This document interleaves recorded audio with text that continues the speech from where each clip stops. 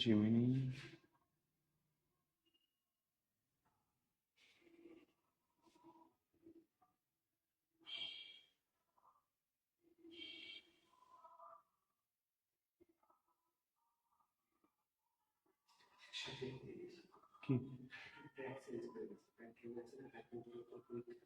কি এটা বাড়বে না?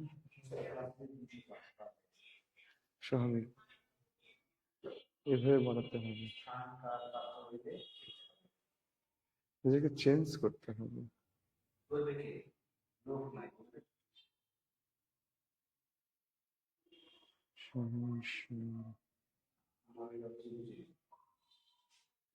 হুম,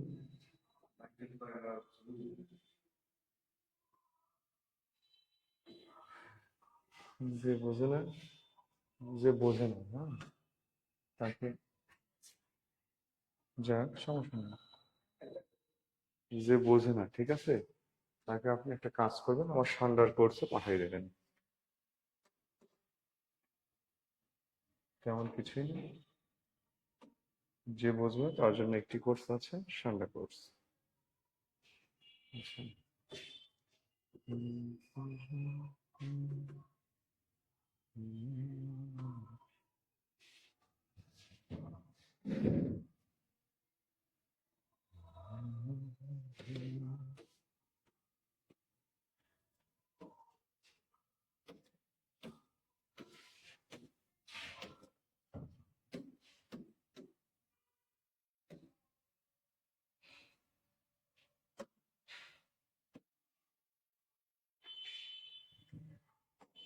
আসসালামু আলাইকুম রহমতুল্লাহ। আশা করছি সবাই অনেক ভালো আছেন, সুস্থ আছেন। আমার কথা শুনতে পাচ্ছেন কিনা, বোর্ডের লেখা দেখতে পাচ্ছেন কিনা, একটু কমেন্টে জানাবেন। পাশাপাশি কেমন আছেন এটিও জানাবেন, ঠিক আছে?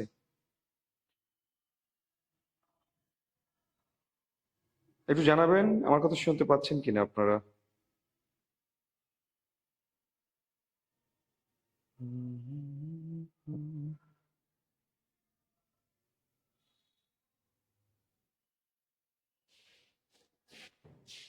যারা যুক্ত হয়েছেন বলেন।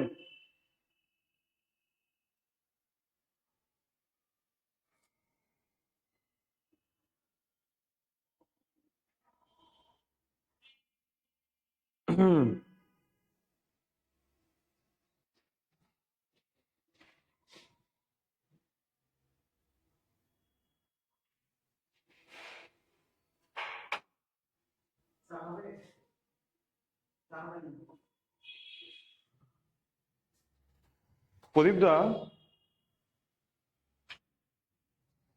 আজকে কি সেই সিঙ্গারা সমুচের দোকানওয়ালা আছে? আজকে শুক্রবার, হ্যাঁ, ওকে, ঠিক আছে। হুম, ওকে। হ্যাঁ, ওয়ালাইকুম আসসালাম, ওয়ালাইকুম আসসালাম, ওয়ালাইকুম আসসালাম। আলহামদুলিল্লাহ, আমি ভালো আছি, আশা করছি আপনারা অনেক অনেক ভালো আছেন। ওকে, আমরা চলে আসি ঝটপট ক্লাসে। লক্ষ্য করেন, আজকে আমাদের আছে বাংলা বানান। এই বাংলা বানানের আমরা আজকে প্রথম অংশ পড়বো, অর্থাৎ বাংলা বানানটা আমি দুইটা পার্টে রেখেছি। প্রথম পার্টে যেটা আমরা পড়বো সেটা হচ্ছে নত্য সত্য বিধান। নত্য সত্য বিধান, বিধান বা বিধি, যাই বলি না কেন, নত্য সত্য বিধান বা বিধি। লক্ষ্য করেন, নত্য সত্য বিধান বা নত্য সত্য বিধি, এটা আসলে কি দেখেন, নত্য সত্য বিধান বা নত্য সত্য বিধিটা, এটা হচ্ছে সংস্কৃত শব্দের বানানে। লক্ষ্য করবেন, সংস্কৃত শব্দের বানানে, সংস্কৃত শব্দের বানানে, কোন শব্দ? সংস্কৃত শব্দের বানানে মূর্ধন্য ও মূর্ধন্য ষয়ের ব্যবহারকে, ব্যবহারকে নত্য সত্য বিধি বলে। ব্যবহারকে নত্য ও সত্যবিধি বলে, নত্য সত্যবিধি বলে। আচ্ছা, দেখেন বলছি কি, সংস্কৃত শব্দের বানানে মূর্ধন্য ও মূর্ধন্য ষয়ের ব্যবহারকে নত্য সত্য বিধান বা বিধি বলে। উল্লেখ্য, এই মূর্ধন্য এবং মূর্ধন্য ষ কেবল তৎসম বা সংস্কৃত শব্দেই ব্যবহার হবে। সংস্কৃত যাহা তৎসম তাহাই কিন্তু সংস্কৃত, ঠিক আছে? শব্দের বানানেই ব্যবহার হবে, ব্যবহার হবে, হবে। অতৎসম শব্দে হয় না, অতৎসম শব্দে শব্দে এর প্রয়োগ হয় না, হয় না, ঠিক আছে? তাহলে তৎসম শব্দের বানানেই আপনারা এটা দেখবেন। হুম,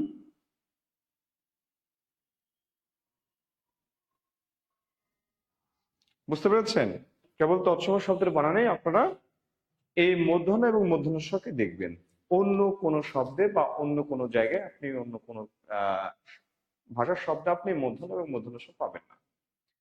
কথা বলছেন আমার? আচ্ছা, তাহলে দেখেন বলেছি তৎসম শব্দের বানানেই মূর্ধন্য এবং মূর্ধন্যের ব্যবহার। মূর্ধন্য এবং মূর্ধন্যের ব্যবহারকে নত্য সত্য বিধান বা বিধি বলে।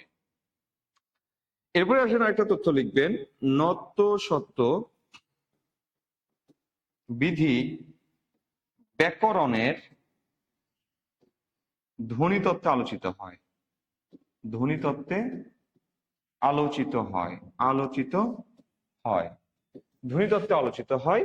এই নত্য সত্য বিধিটা ধ্বনিতত্ত্বে আলোচিত, অর্থাৎ ধ্বনিতত্ত্বের আলোচ্য বিষয়। কথা কি ক্লিয়ার? একটু বলবেন।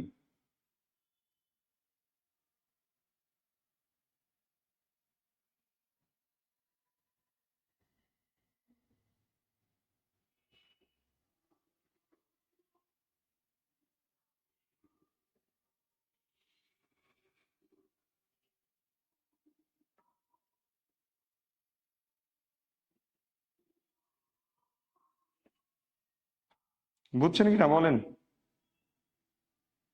তাহলে আপনাদের লেখা সম্ভবত হয়ে গেছে, আমরা একটু সামনে আগাই তাহলে, ঠিক আছে? আচ্ছা, আমরা একটু সামনে আগাই। ওকে, ওকে, ওকে, ওকে, ধন্যবাদ। এবার আসে আপনাদেরকে আরেকটা ব্যাপার বলে রাখি, এই নত্য সত্য বিধিটা খুবই গুরুত্বপূর্ণ। আপনি যেই পরীক্ষাটাই দেন না কেন, আপনি প্রাইমারি দেন আর আপনি অন্যান্য চাকরি পরীক্ষা দেন, যেখানে আপনি পরীক্ষা দেন না কেন, এই নত্য সত্য বিধানটা গুরুত্বপূর্ণ একটা টপিক। হুম, আপনি বানানে এখান থেকে প্রশ্ন পাবেনই। ওকে, ওকে, আচ্ছা আসেন এরপর দেখেন, আমি একটা সিকোয়েন্স বলবো, এই সিকোয়েন্সটা আপনারা মনে রাখবেন। রি, র, স, মূর্ধন্য। দেখেন এখানে আমি লিখেছি রি, র, স, রি, র, স। এখন দেখেন এই রি বলতে রিও হতে পারে বা রি কারো হতে পারে। এই র বলতে কি হতে পারে? রেফও হতে পারে, রফলাও হতে পারে, বা রও হতে পারে। হুম, হতে পারে। এই মূর্ধন্য সমানে সেটা হইতে পারে কি দেখেন, এই বর্ণটাও হতে পারে, এই যে এই বর্ণ। এখন কথা হলো এই বর্ণে আপনি মূর্ধন্য স কেমনে পান? এই মূর্ধন্য সমান এই বর্ণ কেন? এই যুক্ত বর্ণটা যদি বিশ্লেষণ করেন তাহলে ক যোগ মূর্ধন্য স পাবেন, অর্থাৎ শেষে কি আছে? মূর্ধন্য আছে। তাহলে এই বর্ণটাতেও কি আছে? মূর্ধন্য আছে। আপনি দেখেন এই যে এরকম যে বর্ণটা পাবেন, এই বর্ণটা দেখেন এই বর্ণটার সাথে কি আছে? মূর্ধন্য স এর পরে মূর্ধন্য আছে। এটাই রুলস, যে মূর্ধন্য স এর পরে মূর্ধন্য হয়, মূর্ধন্য স এর পরে মূর্ধন্য হয়, এটাই রুলস। আচ্ছা, দেখেন আমি আপনাকে এখানে বর্ণের রূপ ভেদ দেখালাম, যে রি বলতে রিও থাকতে পারে, রি কারো থাকতে পারে। রেফ বলতে রেফও থাকতে পারে, রফলাও থাকতে পারে, রও থাকতে পারে, মানে র বলতে, অর্থাৎ যে কোনো একটা থাকতে পারে। হুম, রেফ মানেও র, রফলা মানেও র, র, র মানেও র। তাহলে আমি আপনাদেরকে এখানে একটা সিকোয়েন্স দেখালাম, আমি আপনাদেরকে একটা সিকোয়েন্সই দেখালাম। সিকোয়েন্সটা কি? যে রি, র, স, মূর্ধন্য। দেখেন আপনি পড়ছেন কি? আপনি পড়ছেন নত্যবিধি। নত্যবিধি পড়ছেন আর একটা সত্যবিধি পড়ছেন। এখন দেখেন নত্যবিধি মানে কি? মূর্ধন্যের ব্যবহার। সত্যবিধি মানে কি? মূর্ধন্য ষ এর ব্যবহার। অর্থাৎ শব্দের বানানে কোথায় মূর্ধন্য হবে, কোথায় মূর্ধন্য ষ হবে, এই নিয়মকেই বলা হয় নত্যবিধি, এই নিয়মকেই বলা হয় সত্যবিধি। অর্থাৎ দেখেন এই যে কষ্ট, এই কষ্ট শব্দের সাথে মূর্ধন্য ষ হয়েছে কেন? কারণ এটা ট বর্গের বর্ণ, ট বর্গের বর্ণের সাথে মূর্ধন্য ষ হয়। তাহলে এটাই হচ্ছে কি রুলস, এটাই নিয়ম, এটারই বলা হচ্ছে নত্যবিধি। এটাকে বলছে কি নত্যবিধি। দেখেন বলছি হরিণ, এই হরিণ শব্দে কি হয়েছে, হরিণ শব্দে হয়েছে এই যে র, র এর পরে কি হয়েছে, র এর পরে মূর্ধন্য হয়েছে। এই যে র এর পরে মূর্ধন্য হয় এটাই হচ্ছে রুলস, এটাই নিয়ম, এটাই মূর্ধন্য হবার নিয়ম। অর্থাৎ এটাই কি, এটাই হচ্ছে নত্যবিধান। মানে মূর্ধন্যয় ব্যবহারকে নত্যবিধান বলছে, শব্দের মধ্যে মূর্ধন্য যুক্ত করাকে নত্যবিধান বলছে, কোথায় যুক্ত হবে সেই বিধানটাই নত্যবিধান, কোথায় মূর্ধন্য স হবে সেটি নত্যবিধান, সত্যবিধান। ওকে, তাহলে দেখেন আমি যখন নত্ব বিধান খুঁজবো তার মানে এই যে এই বর্ণটা ন, অর্থাৎ এই বর্ণটা কোথায় হবে।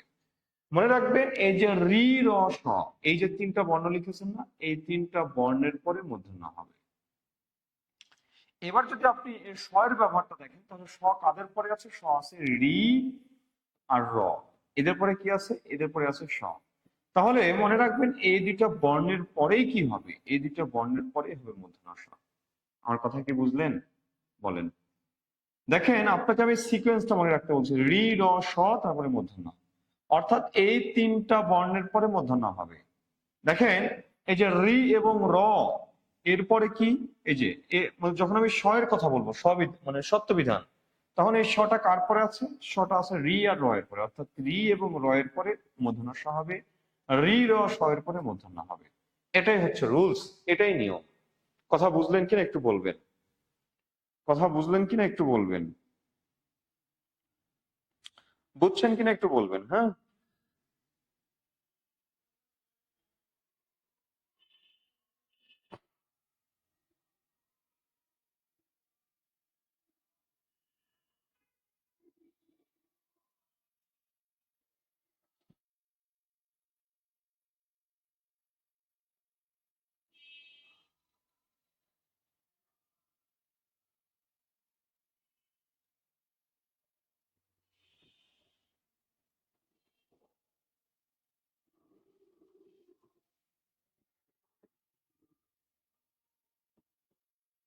বুঝছেন বুঝছেন, একটু আওয়াজ দেন, বুঝছেন কিনা।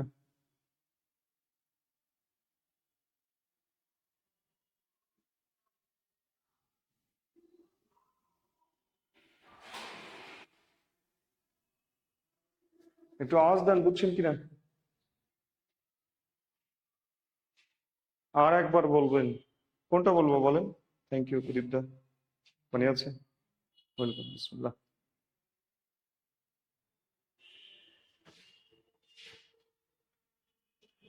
দেখেন আমি বলছি আপনাদেরকে একটা বর্ণের সিকোয়েন্স মনে রাখতে, রি র স মূর্ধন্য। যখন মূর্ধন্যের কথা বলা হবে তখন মনে রাখবেন যে রি র স এদের উপরে মূর্ধন্য বসে। মানে এই বর্ণের সিকোয়েন্সটা আপনাকে মনে রাখতে বলছি। হ্যাঁ, আরেকটা বললাম যে রি র, যখন স এর নিয়মের কথা বলবো তখন হচ্ছে রি র এরপরে কি বসে, এরপরে স বসে। এই কথাটা বললাম, এই কথাটুকু বললাম, এই মানে এই বিষয়টা বললাম, এই বিষয়টা একটু বুঝেন। ওকে, এরপরে আসেন দেখেন, মনে রাখবেন যেখানে ন হবে সেখানে মূর্ধন্য ষ হবে, যেখানে ন হবে না, হবে না সেখানে মূর্ধন্য ষ হবে না। দেখেন আমি দুইটা কথাও লিখছি, যদি আমি আরেকটা কথা বলি, যেখানে দীর্ঘই হবে সেখানে দীর্ঘ উ হবে, যেখানে দীর্ঘই হবে না সেখানে দীর্ঘ উও হবে না।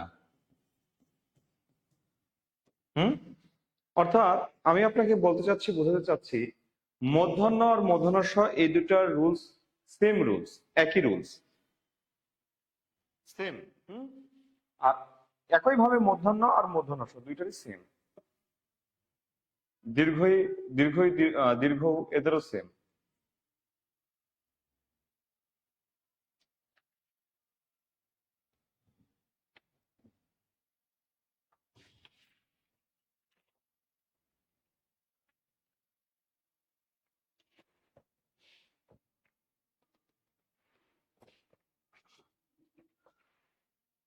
আচ্ছা, এখন আসে আমি মূর্ধন্য এবং নত্য শব্দবিধানের তিনটা নিয়ম বলবো, তিনটা নিয়ম, জাস্ট তিনটা নিয়ম,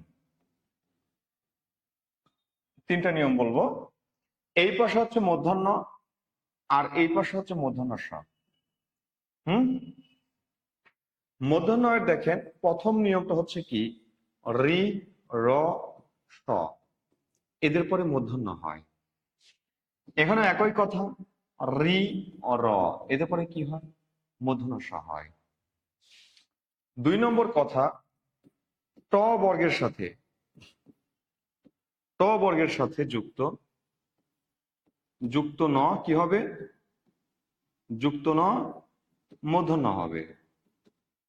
ট বর্গের সাথে, ট বর্গ কোনগুলো, ট, ঠ, ড, ঢ, মূর্ধন্য, এগুলো হচ্ছে ট বর্গের বর্ণ, ঠিক আছে। একইভাবে এখানেও হবে কি, ট বর্গের বর্ণের সাথে এই যে স বলি, দন্ত স বলি বা যেই সই বলি না কেন, সেটা কি হয়, মূর্ধন্য স হয়। তিন নম্বর রুলসটা দেখেন, তিন নম্বর রুলসটা বলছে কি, রি, র, স, এদের পরে 25টা বর্ণ, 25টা বর্ণ না বলে আমরা 14টা বর্ণ বলতে পারি। 14টি ব্যঞ্জন থাকলে, 14টি ব্যঞ্জন থাকলে পরে যেটা হয় সেটা হচ্ছে মূর্ধন্য হয়। 14টা ব্যঞ্জন, 14টা ব্যঞ্জন। আর এইখানে যদি আমি বলি 3 নম্বর রুলস, অ বা আ যুক্ত বর্ণের পরে দন্ত স হয়, অ বা আ ভিন্ন বাকি 9টি বর্ণ সমান কি হয়, মূর্ধন্য স হয়। আমি 3টা রুলস লিখেছি, এই 3টা রুলস আপনারা একটু দয়া করে আপনারাও লিখবেন।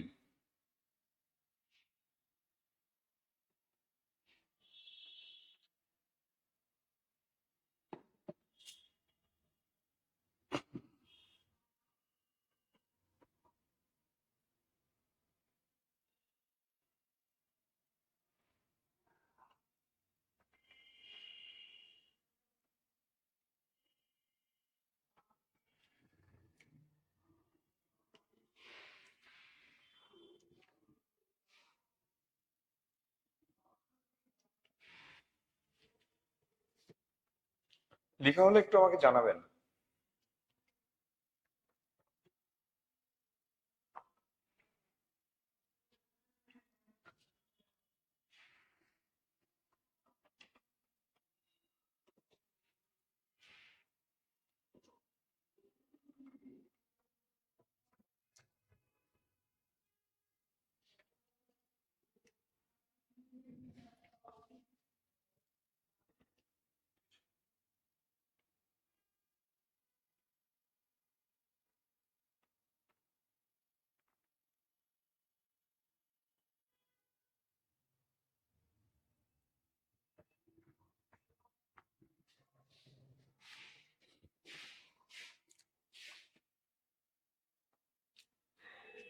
আপনাদেরকে বুঝতে হবে না, বুঝতে হবে না, আপনারা জাস্ট লিখেন, লিখেন, আমি তো আছি বোঝানোর জন্য।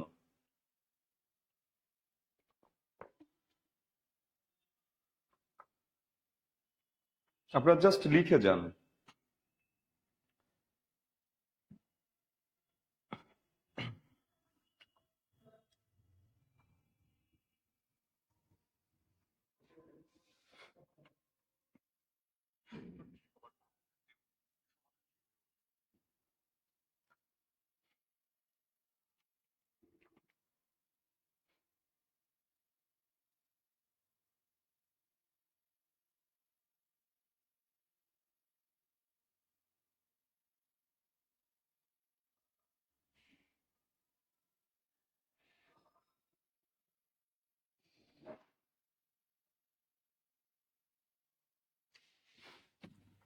লিখছেন?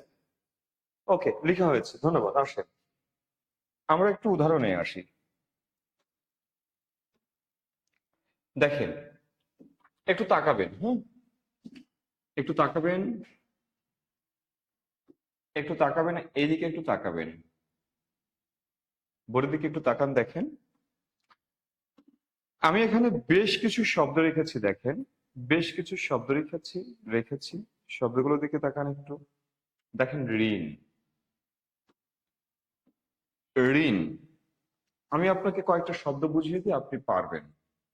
এই যে রি, রি এর পরে কি হয়েছে? মূর্ধন্য হয়েছে। আমাদের প্রথম রুলস, 1 নম্বর রুলস হলো রি, র, স, এদের পরে মূর্ধন্য হয়। অর্থাৎ রি থাকলে তারপরে মূর্ধন্য যদি কোনো ন আসে সেটা মূর্ধন্য হবে। র এর পরে যদি কোনো ন আসে সেই ন মূর্ধন্য হবে। স এর পরে যদি কোনো ন আসে সেই ন হবে মূর্ধন্য। এটা হচ্ছে আমাদের 1 নম্বর রুলস। দেখেন ঋণ, এই ঋণ শব্দ দেখেন, এই যে রি, রি এর পরে মূর্ধন্য। তৃণ শব্দের দিকে তাকান, এই যে রিকার, এই রিকারের পরে কি? মূর্ধন্য। মৃণাল, দেখেন রিকার তারপরে মূর্ধন্য। ঘৃণা, দেখেন রিকার তারপরে মূর্ধন্য। একই ভাবে দেখেন এই যে র, র এর পরে মূর্ধন্য। এই যে রেফ, রেফের পরে যে ন আসছে সেই নটা হচ্ছে মূর্ধন্য। দেখেন এই যে রেফ, রেফের পরে মূর্ধন্য। এই যে দেখেন র ফলা, ব্রণ, দেখেন এই যে র, র এর পরে মূর্ধন্য। এই যে র তারপরে মূর্ধন্য। এই যে দেখেন রেফ, রেফের পরে মূর্ধন্য। রেফ মানে কি? র। তো দেখেন এখানে যে কয়েকটা শব্দ আছে সবগুলো এই সেম প্যাটার্নে। এখন এই যে কর্নেল শব্দটার দিকে তাকান, কর্নেল, এই কর্নেল শব্দটা কি হবে লক্ষ্য করেন। কর্নেলটা হচ্ছে বিদেশি শব্দ। বিদেশি মানে কি? সেটা অতৎসম। আর অতৎসম শব্দে কখনোই মূর্ধন্য হয়? এই মূর্ধন্য হয় না। এই জন্য কর্নেল বানানে দন্তন্য হয়েছে, কর্নেল। ওকে, এটা হচ্ছে আমাদের 1 নম্বর রুলস। 1 নম্বর রুলস আরো আপনি দেখেন যে মূর্ধন্য স এর পরেও কি হয়? মূর্ধন্য হয়।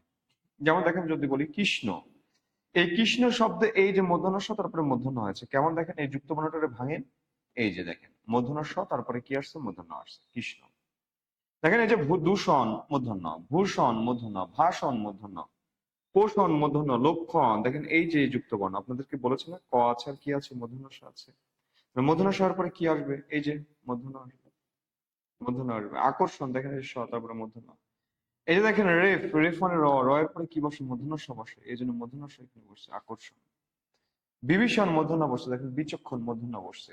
অর্থাৎ আপনাদেরকে যে আমি 1 নম্বর রুলস পড়ালাম, সে 1 নম্বর রুলস অনুযায়ী এইগুলো কি বসেছে। এরপরে আসেন যদি আমরা এই পাশ থেকে দেখি, লক্ষ্য করেন, আমি যদি মূর্ধন্য স এর যদি রুলসটা দেখি, মূর্ধন্য স, মূর্ধন্য স আপনাদেরকে 1 নম্বর রুলস আমি কি পড়ালাম? 1 নম্বর রুলস আপনাদেরকে পড়িয়েছি যে রি এবং র এরপরে কি বসে? মূর্ধন্য স বসে। দেখেন এই যে রি, রি এর পরে মূর্ধন্য ষ, ঋষি, ঋষভ, কৃষক, বৃষ, বৃষ্টি, সৃষ্টি, কৃষ্ণা, দেখেন এই যে রিকার তারপরে মূর্ধন্য ষ, তৃষ্ণা মূর্ধন্য ষ। এই দেখেন রিকার মূর্ধন্য ষ, এই দেখেন রিকার মূর্ধন্য ষ, রিকার মূর্ধন্য ষ, রিকার মূর্ধন্য ষ, রিকার মূর্ধন্য ষ। আচ্ছা, এবার 2 নম্বরে আসছেন, দেখেন র এর পরে, র মানে কি? রেফ হতে পারে, রফলাও হতে পারে, হ্যাঁ। এদের পরে কি বসে? মূর্ধন্য, সরি মূর্ধন্য না, এটা হবে মূর্ধন্য ষ, মূর্ধন্য ষ, ঠিক আছে, মূর্ধন্য ষ হবে। দেখেন এই যে রেফ, রেফ মানে র, র এর পরে মূর্ধন্য ষ, রেফ র মূর্ধন্য ষ, রেফ মূর্ধন্য ষ, রেফ মূর্ধন্য ষ, রেফ মূর্ধন্য ষ, রেফ মূর্ধন্য ষ, রেফ মূর্ধন্য ষ, রেফ মূর্ধন্য ষ, রেফ মূর্ধন্য ষ, রেফ মূর্ধন্য ষ, রেফ মূর্ধন্য ষ। এই যে দেখেন প্রত্যেকটাই সেম। বুঝেছেন কি? 1 নম্বর নিয়ম নিয়ে কারো কোনো সমস্যা আছে কিনা এবার বলেন। 1 নম্বর নিয়ম নিয়ে কারো কোনো সমস্যা আছে কিনা বলেন।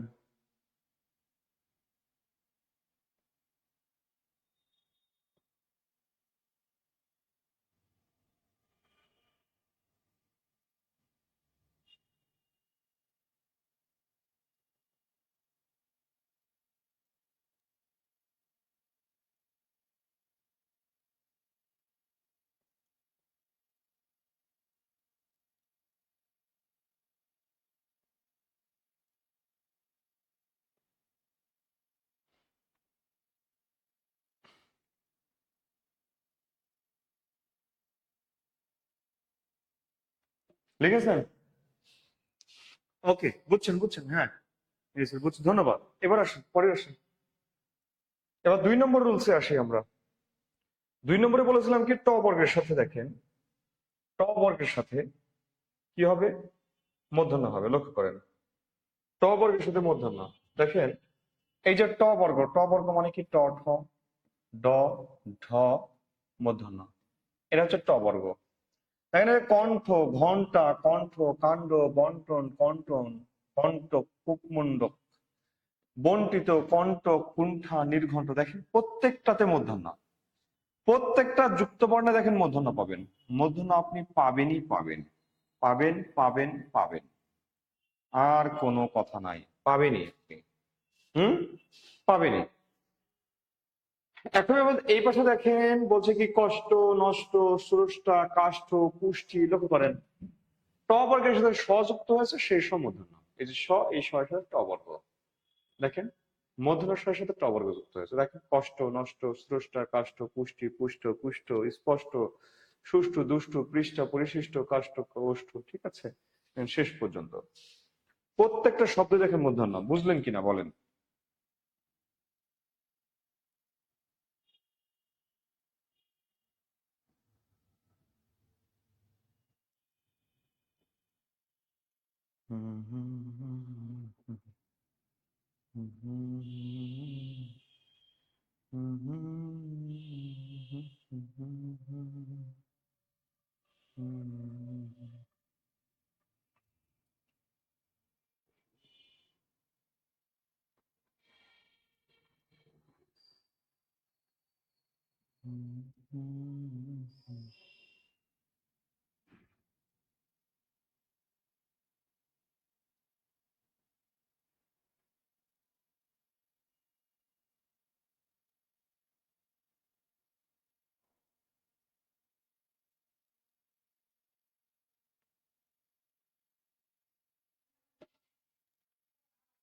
বুঝছেন সবাই?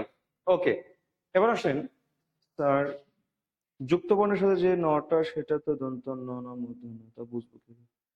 আচ্ছা, একটা উদাহরণ দেন তো, কোনটা কোনটা কথা বলছেন, একটা উদাহরণ দেন। মৃদুল ইসলাম পিনু, বলেন যুক্ত বর্ণের সাথে যে ন। দ্রুত সেন্স কেন?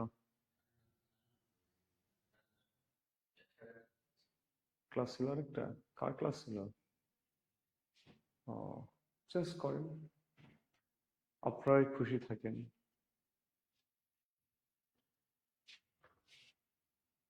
আপনারাই খুশি থাকুন, থাকুন।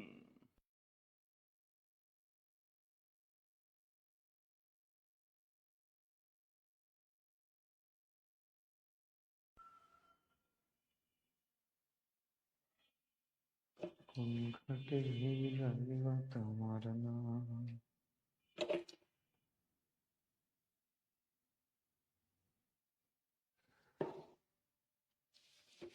বলেন কোনটা, বুঝেন নাই?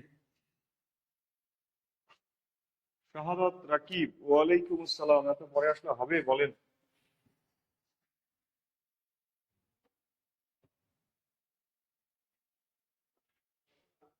হুম হুম হুম হুম হুম হুম হুম হুম হুম হুম হুম।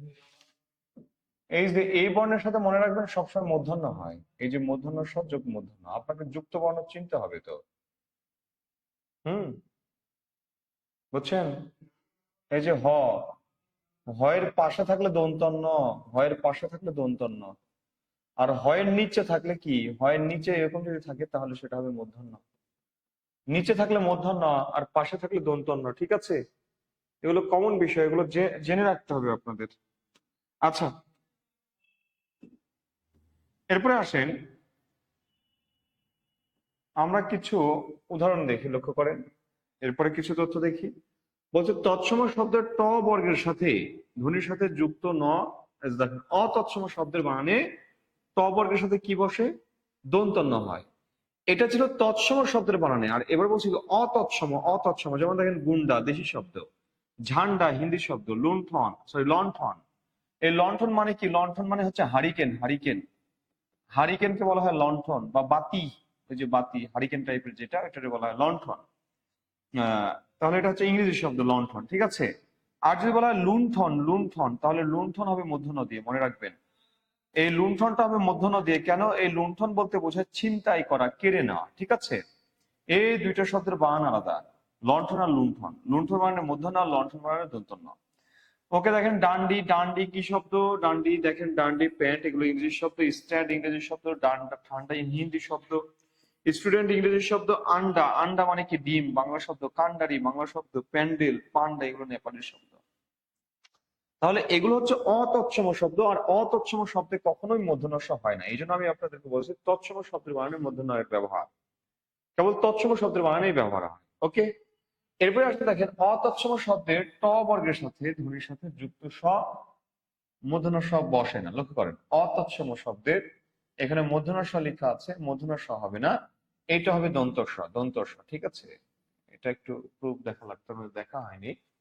তো যাই হোক, অতৎসম শব্দে কখনো ট বর্গের সাথে মূর্ধন্য স বসে না, ট বর্গের সাথে কখনো মূর্ধন্য স বসে না। কথা বুঝেছেন? যেমন দেখেন স্টুডেন্ট, ইংরেজি শব্দ, এই যে দেখেন ট বর্গ, ট বর্গের সাথে কি বসছে? ট বর্গের সাথে দন্ত স বসছে। এই দেখেন ট, এই ট বর্গ, ট বর্গের সাথে কি বসছে? দন্ত ন বসছে। দন্ত স আর দন্ত ন, দেখেন একই শব্দে দুইটা, মানে একই শব্দে যে যুক্তবর্ণ আছে, এই দুইটা যুক্তবর্ণে দন্ত স বসছে আর দন্ত ন বসছে। অর্থাৎ যেখানে দন্ত ন হবে সেখানে দন্ত স হবে, যেখানে মূর্ধন্য হবে সেখানে মূর্ধন্য স হবে। Same rules. আচ্ছা, তাহলে এই জায়গাতে দেখেন আমি যে কথাটা বলছি, লক্ষ্য করেন এখানে যে কথাটি বলছি সেটি হচ্ছে কি, যে স্টুডেন্ট, স্টার, অর্থাৎ এগুলো অতৎসম শব্দ, আর অতৎসম শব্দে কখনোই মূর্ধন্য স বসে না। তাহলে student, star, master, duster, store, customer, restaurant, photostat, এইগুলো আর কি। ওকে, এরপরে আসেন আমরা যদি পরে দেখি,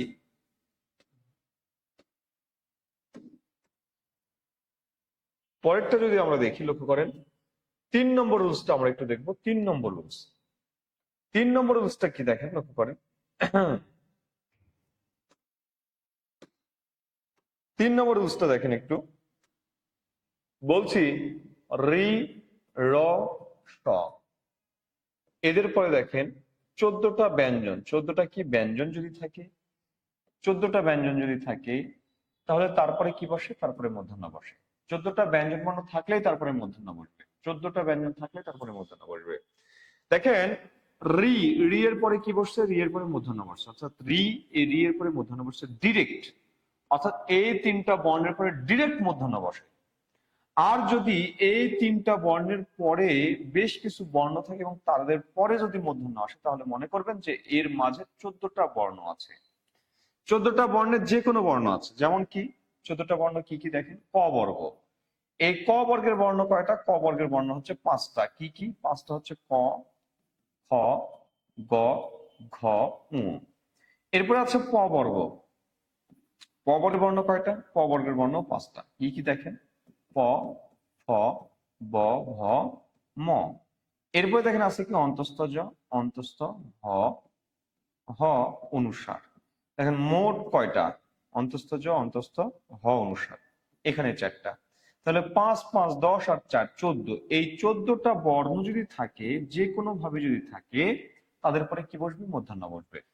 দেখেন আমি একটা শব্দ যদি উদাহরণ হিসেবে নেই, বাক্য একটা শব্দ লিখছি, দেখেন বলছে কি পরিবহন। এই পরিবহন শব্দ দিকে একটু তাকান, দেখেন মূর্ধন্য হয়েছে। এখন কথা হইলো, আমি দেখবো কি, আমি দেখবো যে মূর্ধন্যটা যে হইলো, তার পূর্বে এই রি, র, স, এই 3টা বর্ণের কোনো বর্ণ আছে কিনা, আছে কিনা। যদি থাকে তাহলে তাদের পরে কি হবে? মূর্ধন্য হবে। দেখেন এই যে দেখেন র, শব্দের মাঝখানে র পেয়েছেন, র, এই যে র, এই র মানে কি? এই যে র সিম্বল র। এবার আপনি দেখবেন যে র এর পরে যে ব্যঞ্জন বর্ণগুলো আসবে সেগুলো কি কি। দেখেন একটা আছে ব, আরেকটা হ। এবার আপনি বলেন তো এই ব এবং হ এর মধ্যে পাওয়া যায় কিনা, একটু বলবেন। এখানে যে আমি 14টা বর্ণ লিখেছি, 14টা বর্ণের মধ্যে পাওয়া যায় কিনা।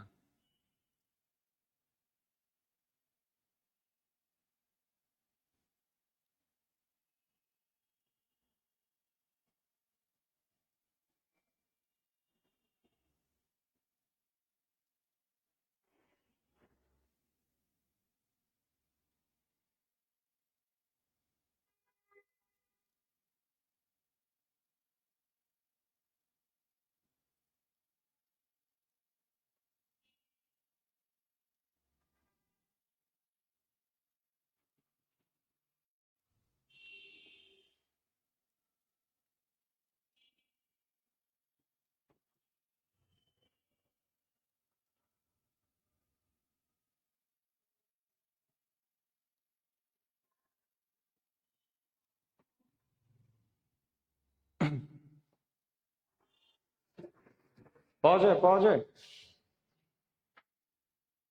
হ্যাঁ, তাহলে কি হবে? মূর্ধন্য হবে। যেমন দেখেন আমি আরেকটা শব্দ বলছি, রবিন রবীন্দ্রায়ণ, রবীন্দ্রায়ণ। দেখেন রবীন্দ্রায়ণ শব্দ দিকে একটু তাকান, যে মূর্ধন্য হলো, তাহলে এখানে এই রি র স কোথায় আছে দেখেন তো, রি র স পান কিনা। এই যে দেখেন শব্দের মাঝখানে কি আছে, এই যে দেখেন র ফলা আছে, এই যে দয় র ফলা, দয় র ফলা মানে কি র, এই র এর পরে কি আছে দেখেন অন্তস্থ আছে। এবার দেখেন তো এই অন্তস্থের পরে মূর্ধন্য হয়েছে, এখন এই অন্তস্থটা কি এই 15-14টা বর্ণের মধ্যে আছে কিনা, এই যে দেখেন অন্তস্থ, এখানে আছে অন্তস্থ। অর্থাৎ আমি আপনাকে বলতে চাই, বুঝাতে চাই, ওয়ালাইকুম আসসালাম মাহমুদ রহমান, অনেক দেরি করে ফেলেছেন তাই না? আচ্ছা, আমি আপনাদেরকে বোঝাতে চাচ্ছি এই কথাটা, যে আপনি যদি এই তিনটা সিম্বল পান এবং তাদের পরে যদি আপনি দেখেন যে কোনো ন আসছে, এই তিনটা সিম্বল পান এবং তাদের পরে যদি আপনি 14টা ব্যঞ্জন দেখেন, তাহলে যদি আপনি পান যেভাবে থাকুক না কেন 14টা, এই 14টার মধ্যে যদি ব্যঞ্জন গুলো থাকে, তাহলে তারপরে কি বসবে, মূর্ধন্য বসবে। যেমন দেখেন আমি আরেকটা শব্দ লিখছি, গৃহকোণ। এই গৃহকোণ শব্দ দিকে তাকান, গৃহকোণ দেখেন তো, শব্দ কি রি র স কোনো সিম্বল আছে? আছে, রি আছে। যদি রি থাকে, এবার আপনি দেখেন এই রিটাকে আপনি একটু লক্ষ্য করেন, এই রিটাতে দেখেন রি এর পরে কি আছে, রি এর পরে আছে হ, তারপরে কি আছে, ব্যঞ্জন ক আছে, ক, তারপরে দেখেন একটা ন আসছে। এবার দেখেন তো এই ক আর হ, এই দুইটা কি এর মধ্যে পড়ে কিনা, এই 14টার মধ্যে পড়ে কিনা, হ এই যে হ, এই যে ক, দেখেন এর মধ্যে পড়ে। এর মধ্যে পড়ার কারণে এই জায়গাতে কি বসছে, মূর্ধন্য বসছে। দেখেন আপনাদেরকে অনলাইনে কিছু অনেক স্যার পাবেন, যে স্যার আপনাদেরকে বিভিন্ন ভাবে পড়ায়, যে কিছু উপসর্গ আছে, এই উপসর্গগুলোর পরে যদি ন আসে, সেই ন মূর্ধন্য হয়। যেমন দেখেন আপনাকে বলছে কি পরিমাণ, দেখেন তো পরিমাণ, এই পরিমাণ বা পরিণাম যাই বলেন না কেন, তারপরে কি বসছে, মূর্ধন্য বসছে। কেন বসছে আপনাকে এখন পড়াচ্ছে এইভাবে, পরি উপসর্গের পরে যদি ন আসে, সেই ন মূর্ধন্য হয়। ব্যাপারটা এটা না। 3 নম্বর রুলস, সবকিছু 3 নম্বর রুলসে পাবেন, সবকিছু আপনি 3 নম্বর রুলসে পাবেন। দেখেন এই যে পরি শব্দ, দেখেন তো আপনি কি রি র স এর কোনো সিম্বল পান? দেখেন তো, লক্ষ্য করেন তো, এই যে দেখেন সিম্বল, এই যে র, র আছে। এবার র এর পরে আপনি দেখেন তো কোন ব্যঞ্জন আছে, ব্যঞ্জন আছে ম। তাহলে দেখেন তো এই ম কি 15টার মধ্যে পড়ে, 14টার মধ্যে পড়ে? অবশ্যই পড়ে, প ফ ব ভ ম।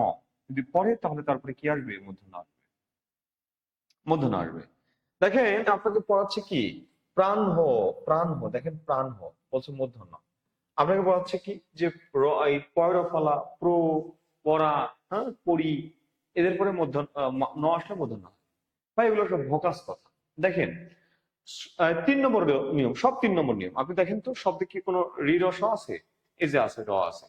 র এর পরে দেখেন তো কি আছে, এই যে একটা বর্ণ হ আছে। এখন আপনি বলেন তো এই হটা কি আপনার ওই 14টা বর্ণের মধ্যে আছে? নিশ্চয় আছে, যদি থাকে তাহলে এখানে কি হবে, মূর্ধন্য হবে। দেখেন আপনি আরেকটা নিয়ম দেখেন, বিষয় দেখেন, বলছে কি রসায়ন। এই রসায়ন শব্দ দেখেন, রসায়ন, রসায়ন শব্দে কি হয়েছে, দন্ত ন হয়েছে। কেন হয়েছে দেখেন, এই দেখেন আপনি কি এই সিম্বল পান, রি রস? হ্যাঁ পাচ্ছেন তো, এই যে র, র আছে। এবার র এর পরে আপনি দেখেন ব্যঞ্জন কি কি আছে, দন্তস্ব আছে, তারপরে অন্তস্থ আছে, তারপরে কি একটা ন আসছে, সেই ন এখন মূর্ধন্য হবে না দন্ত ন হবে। এখন আপনি দেখেন তো এই যে র, এই র এর পরে যে শটা আছে, সেই শটাকে 14টার মধ্যে পড়ে? কখনোই পড়ে না। যেহেতু পড়ে না, সেহেতু এখানে মূর্ধন্য হবে না, হবে কি দন্ত ন। আমার কথা কি বুঝেছেন, একটু বলবেন, বুঝেছেন কিনা বলবেন।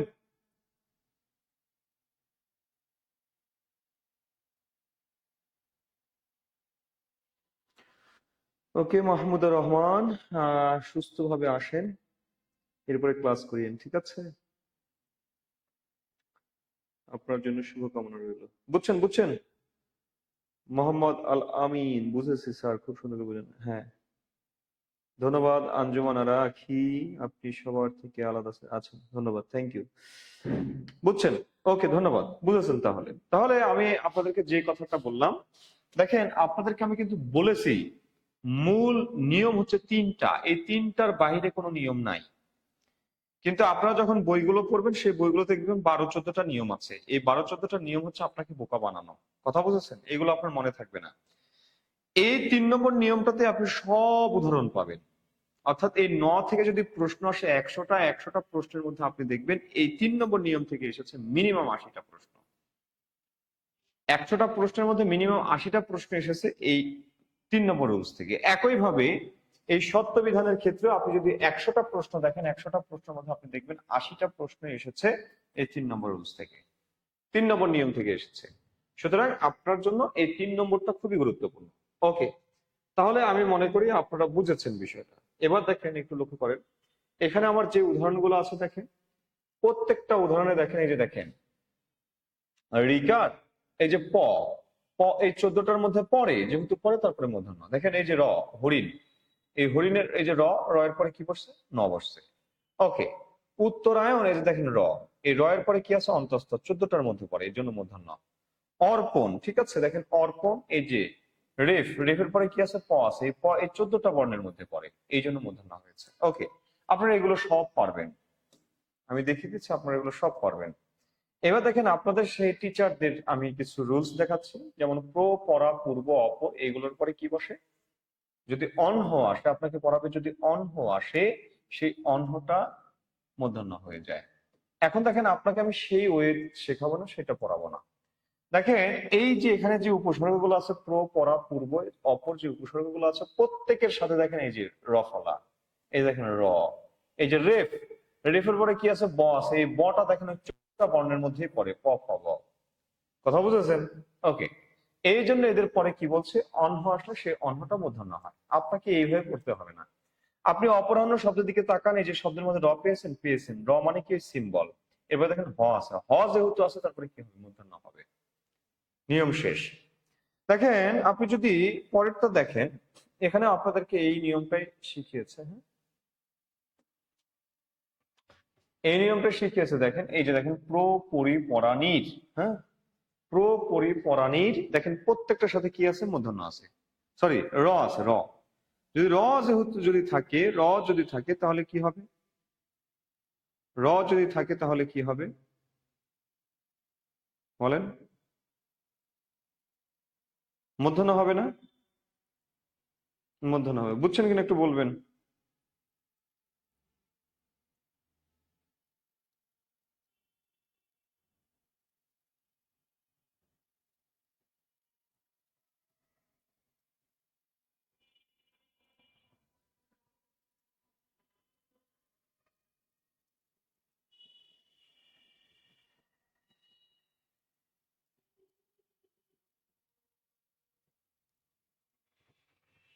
বুঝলেন কিনা বলেন?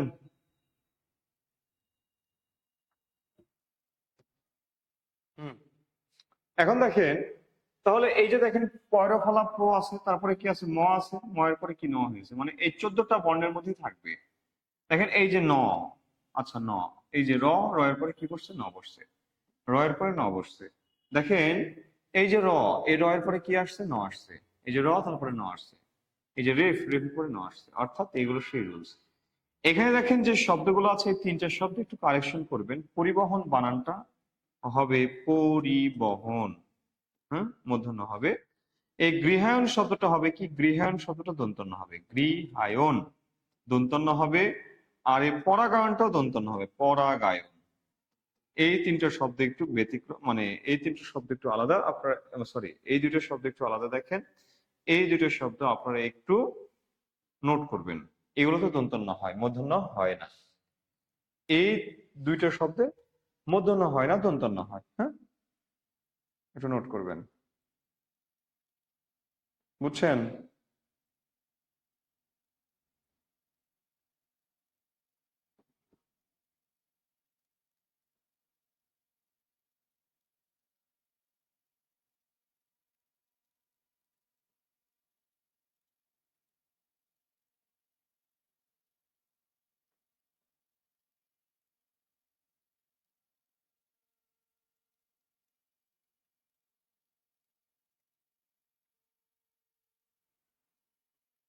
বুঝছেন? বুঝছেন? এই কেনর কোনো উত্তর নেই। আখি, কেনর কোনো উত্তর নেই। হ্যাঁ, এই শব্দের বানানটা এটা নেয়, এটা কেন বলা যাবে না, কেন নেয়, এটার উত্তর নেই এখানে। হ্যাঁ, এটা মূর্ধন্য নেয়। ওকে, এরপর আসে আসেন এরপরে দেখেন, লক্ষ্য করেন। আহ আমরা এবার সত্যবিধানের তিনটা নিয়ম দেখি, মানে 3 নম্বর নিয়মটা দেখি সত্যবিধানের।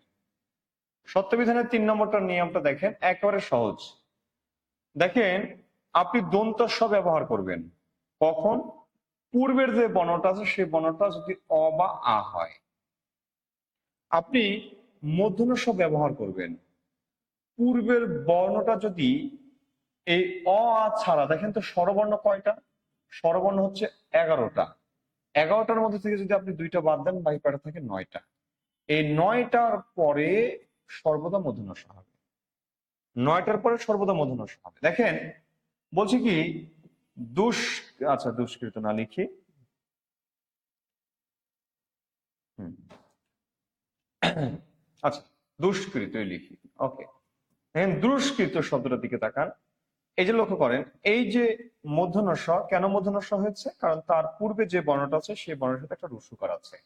অর্থাৎ এই রসুকারটা এই অ আ ছাড়া বাকি 9টা স্বরের মধ্যে পড়ে। হুম, বাকি 9টা স্বরের মধ্যে পড়ে।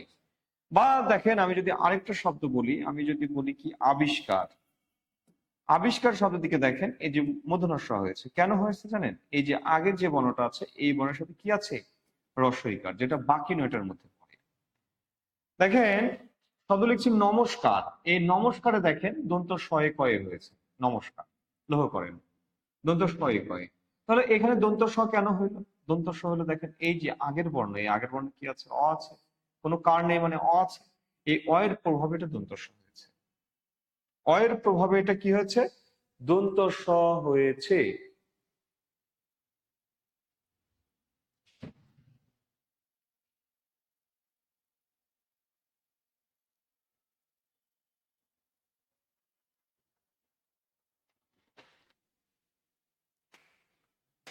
হ্যাঁ, ভাস্কর্য।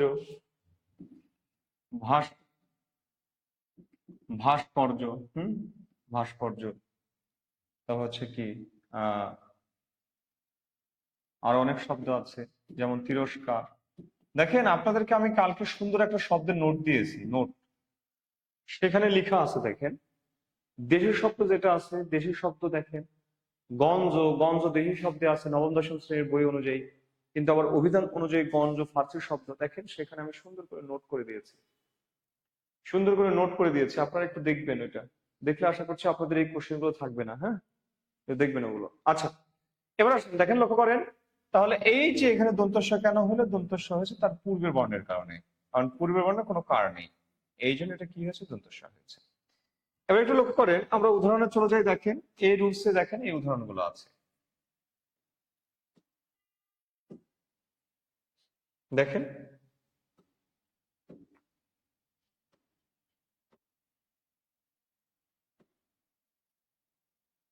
দেখেন, লক্ষ্য করেন। দেখেন, আমি একটা শব্দ লিখছি কি সুসম, সুযোগ সম। সমমানটা এটা না? দন্ত সম, সম, সমমানের সমান। এবার দেখেন, সুষম মূর্ধন্য ষ হয়ে গেছে। কেন হয়েছে জানেন? এই যে আগের বর্ণে কি ছিল? রস্যু ছিল। রস্যুর প্রভাবে এটা মূর্ধন্য ষ হয়ে গেছে। রস্যুর প্রভাবে এটা মূর্ধন্য ষ হয়ে গেছে। কথা বুঝছেন আমার?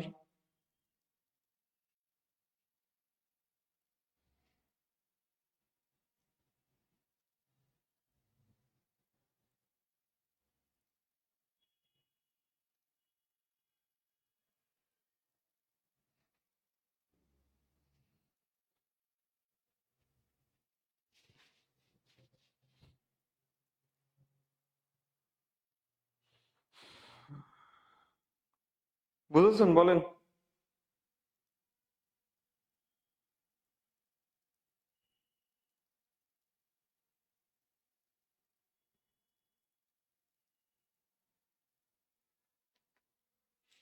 হুম, এটা তো বুঝছেন সবাই। আচ্ছা, এবার দেখেন, এখানে যে শব্দগুলো আছে একটু লক্ষ্য করেন, আপনারা সব পারবেন।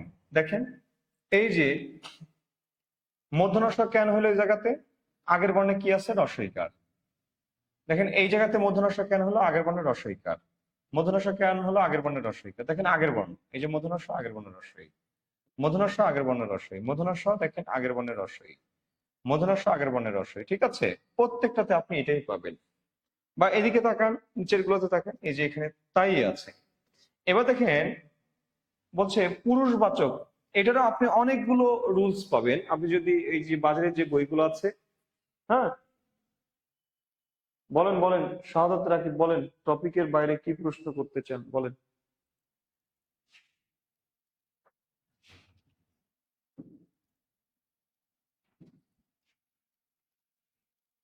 দেখেন এখানে এসু বানানটার দিকে তাকান। সম্মান সূচক পুরুষবাচক শব্দ, সম্মান সূচক, সম্মান সূচক পুরুষবাচক শব্দ, বাচক শব্দ, সম্মান সূচক পুরুষবাচক শব্দ। আর এটা হচ্ছে সম্মান সূচক সূচক স্ত্রীবাচক শব্দ, স্ত্রীবাচক শব্দ, সম্মান সূচক পুরুষবাচক শব্দ আর স্ত্রীবাচক শব্দ। হ্যাঁ, পুরুষবাচক শব্দে সর্বদা এসু হয়, এসু এসু, আর স্ত্রীবাচক শব্দে সর্বদা আশু হয়। এখন দেখেন এই এসু আর আশুর উপরে আপনাদের বাজারের যে বইগুলো আছে সেই বইগুলোতে রুলস পাবেন। আমি সেই রুলসে যাব না, আমি আপনাকে 3 নম্বরটা দিয়েই বুঝিয়ে দিব। 3 নম্বরটা দিয়ে দেখেন, আশু বানান স্ত্রীবাচক সম্মানসূচক শব্দ আশু, এই আশু বানানে কি হচ্ছে? দন্তস্ব হচ্ছে। কেন হচ্ছে? আগের বর্ণে আ আছে, অ বা আ থাকলে দন্তস্ব হয়, অ বা আ থাকলে দন্তস্ব হয়, সেই রুলসটা আশু। দেখেন এসু বানানে মূর্ধন্য ষ কেন হচ্ছে? এই যে তার পূর্বের বর্ণে দেখেন, এই যে মূর্ধন্য ষ তার পূর্বের বর্ণে কি আছে? এ আছে, এই জন্য এসু হয়। দেখেন কল্যাণী এসু, প্রিয় বরেশু, প্রীতি ভাজন এসু। দেখেন কল্যাণী আশু, এটারই স্ত্রীবাচক, প্রিয় বরাসু, প্রীতি ভাজন আশু। দেখেন এখানে দন্তস্ব, অর্থাৎ সেই 3 নম্বর রুলস। আপনি যেখানে যাবেন সেই 3 নম্বর রুলসই পাবেন, ঠিক আছে?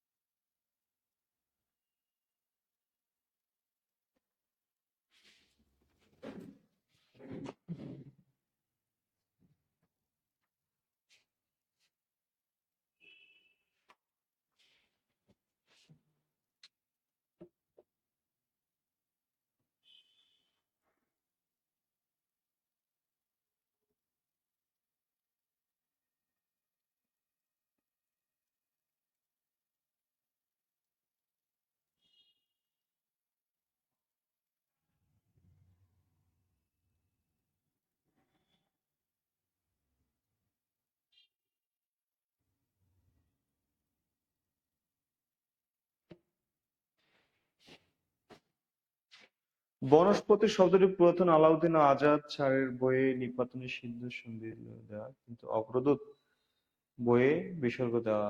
আচ্ছা, নিপাতনে সিদ্ধ আর অগ্রদূত। হুম, এটুকু বুঝছেন কি? আমি বলছি এতটুকু বুঝছেন কি তাই বলেন। এখানে অনেক শব্দ আছে, এই শব্দগুলো আপনারা দেখলে পারবেন। হ্যাঁ, আমাকে একটু ইনবক্সে নক করিয়েন, পেজের ইনবক্সে একটু নক দিয়েন, আজকের পিডিএফটা দিয়ে দিবনি, নত্য সত্যের পিডিএফ দিয়ে দিবনি। কিছু ব্যতিক্রম শব্দ আছে যেগুলোতে দেখেন মূর্ধন্য ষ হয়নি, দন্ত স হয়েছে। এই দেখেন অভিসন্ধি, অভিসম্পাত, এগুলো আপনাদের পরিচিত শব্দ, তবুও আমি একটা লিস্ট দিয়ে দিয়েছি। দেখেন এখানে একটা লিস্ট দিয়ে দিয়েছি, এই লিস্টটা আপনারা দেখতে পারেন। হ্যাঁ, কথা বুঝেছেন? ওকে ওকে, এবার দেখেন আরেকটা শব্দ লিখছি, যেমন বাষ্প। এই বাষ্প শব্দে কি হয়েছে দেখেন, বাষ্প শব্দ দেখেন আগের বর্ণে আকার আছে, এটা তো দন্তস্ব হওয়ার কথা ছিল, অর্থাৎ বাষ্প বানান তো এটা হওয়ার কথা ছিল বাষ্প, কিন্তু এটা হয়নি, এটা হয়েছে। তাহলে এটা কি? এটা হচ্ছে, এটা হচ্ছে নিপাতনে সিদ্ধ, নিপাতনে সিদ্ধ, নিপাতনে সিদ্ধ এটা। হ্যাঁ, বা স্বভাবতই মূর্ধন্য বসছে, সরি মূর্ধন্য ষ বসছে, স্বভাবতই বসেছে। যেটা নিয়ম মানবে না সেটা নিপতনে সিদ্ধ বা স্বভাবতই বসেছে। হিসাব ক্লিয়ার, আর কিছু বলা যাবে না। ওকে, যেমন এরকম আপনি পাবেন ভাষা। এই ভাষা শব্দ দেখেন আগে আকার আছে, মূর্ধন্য সহ মানে দন্ত সহ হবার কথা ছিল, কিন্তু এটা হয়ে গেছে কি মূর্ধন্য সহ। তাহলে এটা কি? এটা নিপাতনে সিদ্ধ, মানে স্বভাবতই বসছে, স্বভাবত মূর্ধন্য সহ। বা দেখেন আমি যদি বলি আষাঢ়, আষাঢ় অনেকবার আসছে এই শব্দগুলো, তাহলে এগুলো কি? যে স বসছে, এই শটা বসছে কি? একবার স্বভাবতই বসছে, স্বভাবত। এখন শাহাদাত রাকিব, আপনার প্রশ্নের আমি উত্তরটা দিই। শব্দটা হচ্ছে বনস্পতি। বনস্পতি না, শব্দ আরো দুইটা আছে, আরেকটা হচ্ছে পরস্পর। পরস্পর, এই পরস্পর আর বনস্পতি শব্দের সন্ধি বিচ্ছেদ এতদিন ছিল এইরকম, বনস্পতি, বনস সরি বন যোগ পতি, বন যোগ পতি ছিল এতদিন, আর এটা ছিল পর যোগ পর, পর যোগ পর, এই দুটাকে দেওয়া ছিল নিপাতনে সিদ্ধ। কি ছিল? নিপাতনে সিদ্ধ, নিপাতনে সিদ্ধ, নিপাতনে সিদ্ধ। হ্যাঁ, কারণ এরা নিয়ম মানে নাই। কেন নিয়ম মানে নাই? কারণ এখানে শব্দের মাঝে কি আছে? দন্তস্ব আছে। এখানেও শব্দের মাঝে দন্তস্ব আছে। আমরা কি জানি যুক্ত স উঠে যায় কি বসে? বিসর্গ বসে। কিন্তু এখানে বিসর্গ বসে নাই, এই জন্য এটা নিপাতনে সিদ্ধ, এটা আমরা জানি, এটা আমরা পড়েছি নবম দশম শ্রেণীর বইতেও আছে, এটা যে নিপাতনে সিদ্ধ আগের। হ্যাঁ, আগেটা প্লিজ আমি আপনাদের হোয়াটসঅ্যাপ গ্রুপে নেই। হ্যাঁ, আমি আপনাদের সেখানে দিতে গেলে আমার ঝামেলা আছে, এই জন্য আমি বলেছি আমার সেটা ড্রাইভে আছে, আমি ড্রাইভ থেকে আমি শুধু আপনাদেরকেই দেইনি, আমি এই পিডিএফটা শুধু আপনাদের সাথে শেয়ার করিনি। এখানে যে এটা তো সহকারী প্রধান শিক্ষক নিয়োগ কোর্স, আমাদের 6টা ব্যাচ চলছে, মানে প্রাইমারি শিক্ষক নিয়োগ, সহকারী শিক্ষক নিয়োগের ব্যাচ 6টা চলছে। 6টা ব্যাচেরই শিক্ষার্থীদেরকে আমি দিয়েছি, তারা নিয়েছে। ঠিক আছে, আপনারাও নেবেন, সমস্যা নাই কোনো। আর এখানে সত্য কথা বলতে আরেকটা বিষয় হলো, এখানে কোনো পিডিএফ শেয়ার করা হয় না। আমাদের কোর্সগুলোতে বলেই দেওয়া থাকে কোনো পিডিএফ দেওয়া যাবে না। এখন এটা হচ্ছে আমি পার্সোনালি দিচ্ছি আপনাদেরকে আপনাদের সুবিধার জন্য, কারণ এখানে হিউজ তথ্য আছে। এখানে আমার যতগুলো ওয়ার্ড আছে, যতগুলো শব্দ আছে, যত প্র্যাকটিস আছে, আপনি কোনো আপনাদের বইতে পাবেন না। হ্যাঁ, আমি অ্যাডমিশনের বই লিখেছিলাম। হ্যাঁ, অ্যাডমিশনে আমি বই লিখেছিলাম, আপনাদেরকে আমি গতদিনই তো দিয়েছি। আমার পেজে একটু নক দেবেন, আমার পেজ আছে খোরশেদ স্যার, একটু যাবেন, যে একটু নক দেবেন। কিছু করতে হবে না, জাস্ট আপনি যে শুধু পিডিএফ লিখে একটা টেক্সট দিয়ে, আর কিছু না, শুধু পিডিএফ লিখে টেক্সট দিয়ে দেবো, সমস্যা নাই। হ্যাঁ, কারণ আমি অ্যাডমিশন নিয়ে অনেক কাজ করেছিলাম, আমার অ্যাডমিশনের বইও ছিল। ঠিক আছে, আমি আপনার দীর্ঘদিন থেকে অ্যাডমিশন করাই, অনেক দিন থেকে। তো সে পারপাজে আমার মানে আপনার জবের চেয়ে অ্যাডমিশনের বেশি তথ্য লাগে। জবের তো বাংলা তো ইজি, বাংলাতে জবের বাংলাতে তো টপিক কম, আর অ্যাডমিশনের বাংলাতে টপিক, আপনার ব্যাকরণের টপিক হচ্ছে 32টি টপিক, 32টি টপিক ব্যাকরণের, সবগুলো পড়াতে হয়। ঠিক আছে, এই জন্য আমার সেখানে একটা হিউজ কালেকশন ছিল, তো সেই জন্য আমি আপনাদেরকে এই সহযোগিতাটা করছি। ঠিক আছে, আচ্ছা, এটা দীর্ঘদিনের পরিশ্রম, যাই হোক, লক্ষ্য করেন। এবার দেখেন, এটা বলছে কি বনস্পতি, বন যোগ পতি, পরস্পর পর যোগ পর, এটা আগে ছিল। কিন্তু এখন ব্যাপারটা ঘটেছে কি জানেন? হ্যাঁ, এখন ব্যাপারটা ঘটেছে, বর্তমানে যেই বাংলা একাডেমির যে প্রমিত বাংলা ব্যাকরণ আছে, সেই ব্যাকরণে তারা এই দুটো শব্দের সন্ধি বিচ্ছেদ করেছে এরকম, বনস্পতি, এই শটাকে তুলে দিয়ে বিসর্গ বসিয়েছে, বনস যোগ পতি, বনস্পতি। একইভাবে পরস্পর, পরশ যোগ কি পর, অর্থাৎ সন্ধি বিচ্ছেদ এখন এইরকম। এই জন্য এই দুটাকে এখন আমরা বিসর্গ সন্ধি পড়বো, বিসর্গ সন্ধি। এখন যদি অপশনে বিসর্গ সন্ধি না থাকে, সেক্ষেত্রে আমরা নিপাতনে দিতে পারি, কিন্তু আমাদেরকে অবশ্যই উত্তর করতে হবে বিসর্গ সন্ধি। বিসর্গ সন্ধি যদি না পাই, সেক্ষেত্রে আমরা বলবো নিপাতনে সিদ্ধ। বিসর্গ সন্ধি যদি না পাই অপশনে, সেক্ষেত্রে আমরা করব নিপাতনের সিদ্ধ, কিন্তু কখনোই কোনো অবস্থানে এটাকে আহ আপনার নিপাতনের সিদ্ধ এখন বলা যাবে না। আমার মনে হয় বুঝছেন আপনারা।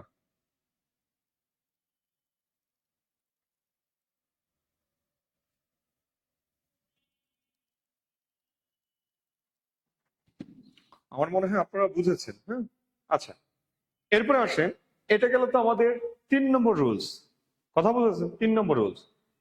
এবার আসেন, এরপরে আমরা যে বিষয়টা জানবো সেটি হচ্ছে কি, কোথায় মূর্ধন্য হবে না, কোথায় মূর্ধন্য ষ হবে না।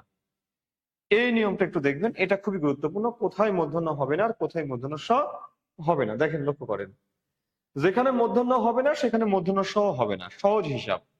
লক্ষ্য করেন, 1 নম্বর যেটা বলেছি এটা একটু আলাদা, সমাসবদ্ধ শব্দে নত্যবিধান খাটে না। 1 নম্বর যে কথাটা বলছি এটা হচ্ছে সমাসবদ্ধ শব্দে, সমাসবদ্ধ শব্দে কখনো নত্যবিধান খাটে না, এবং তৎসময় সাত প্রত্যয় সর্বদা দন্তস্ব হয়, সাত প্রত্যয়, অর্থাৎ সাত প্রত্যয় আপনি কখনো এই মূর্ধন্য ষ বানাইতে পারবেন না। এইটা, হ্যাঁ হ্যাঁ, এটা বিসর্গের নিয়মে সন্ধি বিচ্ছেদ করতে দিলে কোনটি দিব? বিসর্গ নিয়ম দিবেন, বিসর্গ বিসর্গ, যেটা এইমাত্র দেখালাম, বিসর্গ দিয়ে হবে, স তুলে দিয়ে বিসর্গ বসবে, ঠিক আছে, বিসর্গ হবে। আচ্ছা, এখন আসেন দেখেন, এখানে লিখছে কি ধূলির স্বাদ, লিখেছে অগ্নির স্বাদ, ভূমির স্বাদ, দেখেন প্রত্যেকটাতে স্বাদ আছে, স্বাদ। এই স্বাদ বানানটা সর্বদা কি দন্তস্ব দিয়ে হবে। আর এই জায়গাতে দেখেন সমাসবদ্ধ শব্দে কখনো নত্যবিধান খাটবে না, নত্যবিধান হবে না। পরেরটাতে যদি আমরা যাই, লক্ষ্য করেন, এটা হচ্ছে প্রথম নিয়ম। আর আরেকটা দেখেন, যে ব্যতিক্রম যেটা আপনাদেরকে দেখালাম, ত্রিহায়ন, রথারোহণ, অপরাহ্ন, প্রাহ্ন, পূর্বাহ্ন, এই শব্দগুলো একটু আগে আমরা দেখেছিলাম মূর্ধন্যয়ের নিয়মে। এবার দেখেন আসেন 2 নম্বর যেটা বলছে, সেটা হচ্ছে বাংলা ক্রিয়াপদে সর্বদা দন্তন্য হবে, ক্রিয়াপদে কখনো মূর্ধন্য হবে না। যেমন দেখেন বলছে করুন, আমাকে দয়া করুন, এই যে করুন দন্তন্য দিয়ে, এটা ক্রিয়া। এবার দেখেন করুণ বানানটা আবার আমি মূর্ধন্য দিয়েও লিখতে পারি, করুণ মূর্ধন্য দিয়ে লিখছি, এটা হচ্ছে বিশেষণ। দেখেন কেমনে বিশেষণ, এই করুণটা হচ্ছে অ্যাডজেক্টিভ। কেমনে অ্যাডজেক্টিভ হচ্ছে, আমরা বলি না করুণ কাহিনী, করুণ কাহিনী, কাহিনীটা কেমন, করুণ করুণ। তাহলে এই যে যখন বলছি করুণ কাহিনী, তখন এই করুণটা কি মূর্ধন্য দিয়ে লিখতে হবে। আর যখন আমি বলছি আমাকে দয়া করুন, আমাকে দয়া করুন, ঠিক আছে, ভয় করুন, তাহলে এই যে করুণ, এই করুণটা তখন ক্রিয়া, সুতরাং তখন এটা কি হবে, তখন এটা দন্তন্য হবে। কথা কি আমার বুঝেছেন? তাহলে ক্রিয়াপদে, বাংলা ক্রিয়াপদে দন্তন্য হয়। এবং দেখেন বাংলায় ক্রিয়াপদে দন্তস্ব হয়, মূর্ধন্য স কখনো হয় না। দেখেন যেমন করিস, বলিস, ধরিস, মারিস, আসিস, কাটিস ইত্যাদি। এবার আসেন ত বর্গের বর্ণের সাথে ত বর্গের, দেখেন ত বর্গের সাথে কি হতো, ত বর্গের সাথে, ত বর্গের সাথে মূর্ধন্য হতো আর মূর্ধন্য স হতো, এই দুইটা হইতো। কিন্তু ত বর্গের বর্ণের সাথে ত বর্গ, ত বর্গের সাথে সর্বদা দন্তন্য আর দন্তস্ব হবে। ত বর্গের বর্ণের সাথে সর্বদা দন্তন্য আর দন্তস্ব হবে। ত বর্গ কোনটা? ত, থ, দ, ধ, দন্তন্য, এটা হচ্ছে ত বর্গের বর্ণ। এই ত বর্গের সাথে সর্বদা কি হবে, দন্তন্য হবে আর দন্তস্ব হবে। দেখেন বলছে কি, যে লক্ষ্য করেন, এই যে লক্ষ্য করেন, অন্ত, গ্রন্থ, চলন্ত, দেখেন চন্দ্র পর্যন্ত আছে, প্রত্যেকটাতে দেখেন দন্তন্য। কেন? এই যে দ, ত বর্গ, ত, থ, দ। একইভাবে দেখেন দুস্থ, অস্ত্র, বিস্তার, স্ত্রী, স্থানীয়, অস্তিত্ব মানে অস্তিত্ব, তারপরে দেখেন নিস্তব্ধ, নিস্তার, নিস্তেজ ইত্যাদি। এখানে দেখেন আরেকটি শব্দ আছে স্ফুট, স্ফোর, স্ফুর, এই শব্দগুলোতে দেখেন কি আছে, দন্তস্ব বসে, স্ফুট, স্ফোর, স্ফুর। যেমন বিস্ফোরণ, দেখেন এই যে স্ফোর, স্ফোর। বিস্ফোরক, দেখেন স্ফোর। দন্ত স্ফুট, দেখেন এই যে স্ফুট, স্ফুট। পরিস্ফুট, এই যে স্ফুট। এই স্ফুট বানান, স্ফুট, স্ফোর, স্ফুর, এই বানানগুলোতে কি হবে, সর্বদা দন্তস্ব হবে, কখনোই মূর্ধন্য স দেওয়া যাবে না। কথা বুঝেছেন? তাহলে দেখেন আমি কিন্তু কোথায় মূর্ধন্য হবে না সেই বিষয়টার কথা বলছি, কোথায় দন্তস্ব হবে না সেটার বিষয় বলছি। এরপরে আসেন অর্ধ তৎসম, সরি, অতৎসম শব্দে কখনোই, অতৎসম শব্দে কখনোই মূর্ধন্য হবে না, মূর্ধন্য কখনোই হবে না অতৎসম শব্দে। এখন অতৎসম শব্দ কোনগুলো?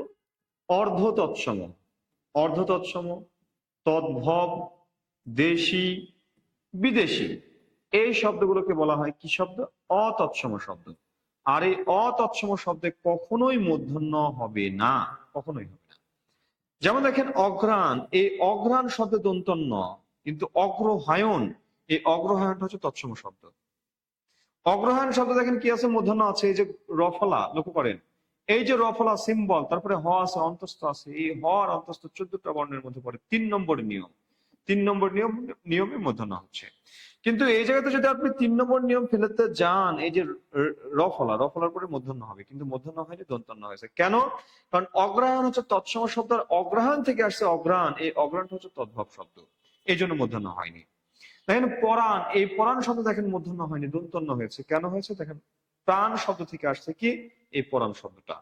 দেখেন গৃহিণী, এই গৃহিণী শব্দে কি আছে, মূর্ধন্য আছে। কেন আছে? দেখেন রিকার, এই রি এর পরে কি আছে, হ আছে, এই হ এর পরে মূর্ধন্য হয়েছে। রি এর পরে দেখেন এই হ আছে, হ তো সে 14টা বর্ণের মধ্যে পড়ে, এই জন্য তারপরে মূর্ধন্য হয়েছে। কিন্তু গিন্নি বানানে দেখেন দুইটাই দন্তন্য। দেখেন নিমন্ত্রণ, দেখেন নিমন্ত্রণ শব্দ, দেখেন এই যে নিমন্ত্রণ, কই, এই যে দেখেন আরেকটু উপরে তুলি, নিমন্ত্রণ শব্দ দিকে তাকান, এই যে দেখেন নিমন্ত্রণ, নিমন্ত্রণ শব্দ দেখেন এই যে মূর্ধন্য, কিন্তু নেমন্তন্ন শব্দে কি হয়েছে? দন্তন্য। অর্থাৎ অতৎসম শব্দে কখনো মূর্ধন্য হয় না। মাণিক্য শব্দ দেখেন মূর্ধন্য, কিন্তু মানিক শব্দ দন্তন্য, কারণ কি এটা তদ্ভব। কথা বুঝেছেন?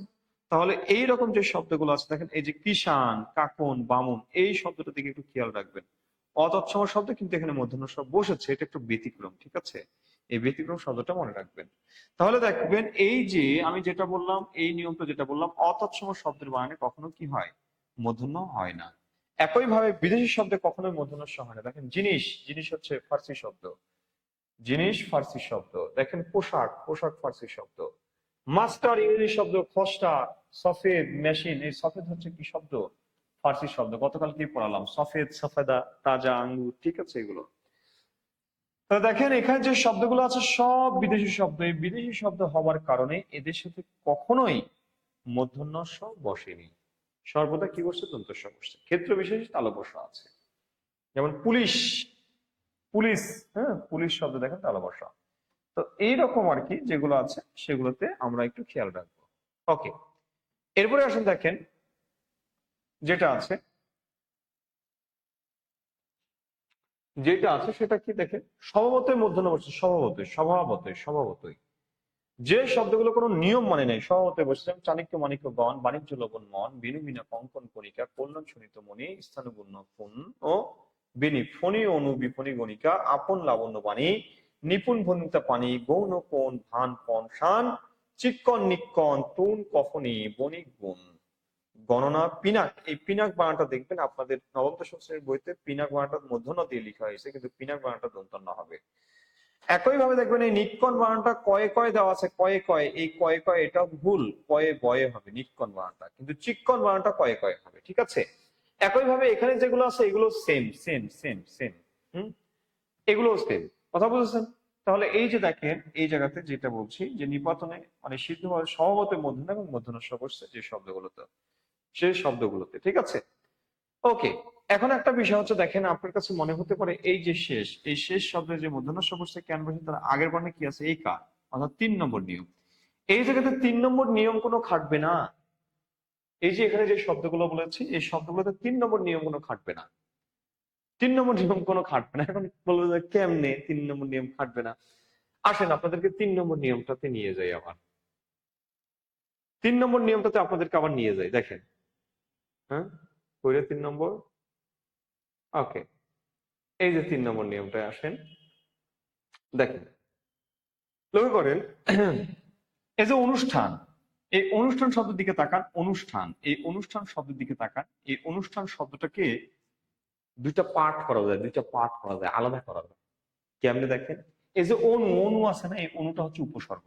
তাহলে অনুযোগ কি? অনুযোগ স্থান, শব্দটা ছিল অনুযোগ স্থান সমান কি? অনুষ্ঠান। এই যে বিষম দেখেন, বিষম, বিষম, বি যোগ সম সমান কি? বিষম। দেখেন দুইটা পার্ট করা যায়, অর্থাৎ এগুলোতে এটা উপসর্গ, এটা উপসর্গ, দুটাকে আলাদা করা যায়। যেমন চতুষ্পদ, দেখেন চতুষ, চতুষ মানে কি? এই যে বিসর্গ হয়, চতুষ যোগ পদ, দেখেন দুইটা আলাদা শব্দ। এগুলো তো সব দুইটা আলাদা আলাদা শব্দ, আলাদা করা যায়। হ্যাঁ, আলাদা করা যায়। এইগুলো হচ্ছে কি 3 নম্বর নিয়মে পড়েছে, এগুলোকে আলাদা করা যায়। তো দেখেন ভাষা, এই ভাষাটাকে কি আপনি আলাদা করতে পারবেন? ভা একটা অংশ, সা একটা অংশ, এরকম আলাদা করতে পারবেন? কখনোই না, পারবেন না।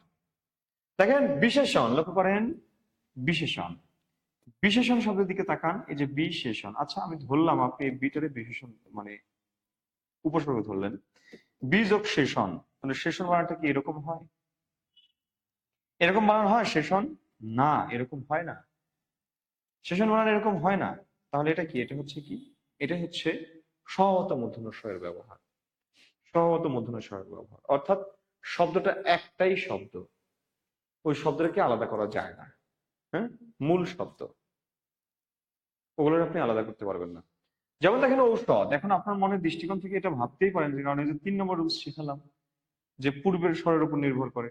তাহলে আপনি দেখেন তো এই পূর্বের স্বরটা এখন আপনি আলাদা করেন, ও যোগ সদ, ও যোগ সদ, এরকম হবে?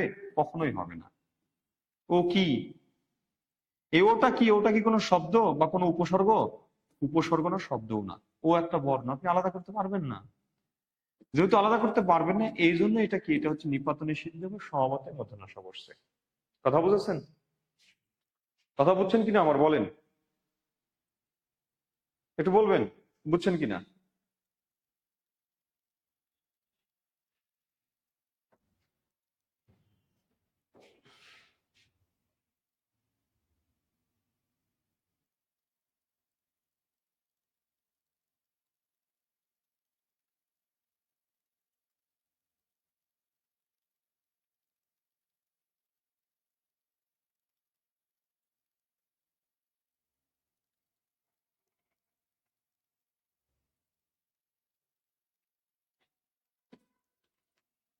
হ্যালো,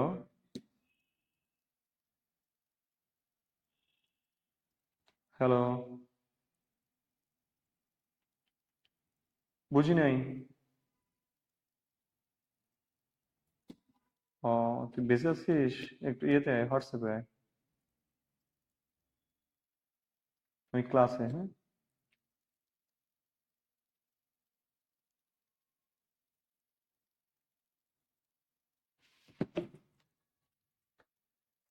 আচ্ছা, ওকে, বুঝছেন।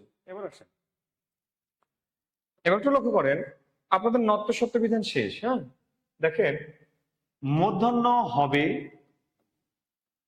মূর্ধন্য হবে, এটাতে আপনাদেরকে আমি তিনটা রুল শিখাইছি। একটা, দুইটা, তিনটা। এক নম্বর বলেছি রি র স, দুই নম্বর বলেছি ট বর্গ, আর তিন নম্বর রুলসটা তো দেখেছেন। এবার দেখেন, ন হবে না, স হবে না, হবে না, হ্যাঁ। শিখিয়েছি এখানে মেবি তিনটা শিখিয়েছি। একটা হচ্ছে কি, সমাস, প্রথমটা ছিল সমাসবদ্ধ, এটা ছিল নয়ের। আর এটা ছিল কি, সাত প্রত্যয়, এটা ছিল শয়ের। আচ্ছা, শয়ের ছিল স। হুম। দুই নম্বরটা কি ছিল? দুই নম্বরটা ছিল মেবি বাংলা ক্রিয়াপদ, বাংলা ক্রিয়া, বাংলা ক্রিয়াপদে নস বা কোনোটাই হয় না। তিন নম্বরে পড়িয়েছি দন্ত বর্ণ, দন্ত বর্ণ, এটা পড়িয়েছি। আর চার নম্বর একটা নিয়ম পড়িয়েছি আপনাদের, সেটা হচ্ছে কি, কি পড়ালাম চার নম্বর, লাস্ট যেটা পড়ালাম, লাস্ট লাস্ট লাস্ট লাস্ট লাস্টে কি পড়ালাম, দন্তবর্ণে হচ্ছে না, আরেকটাতে হচ্ছে না, সেটা হচ্ছে অতৎসম শব্দে, অতৎসম শব্দ। হুম। এই যে চারটা আপনাদেরকে ন হবে না, এটা রুলস করেছি চারটা, ন হবে এটা রুলস করেছি তিনটা, হ্যাঁ। আর বাকি যেটা দেখালাম সেটা হচ্ছে স্বভাবতই, স্বভাবতই।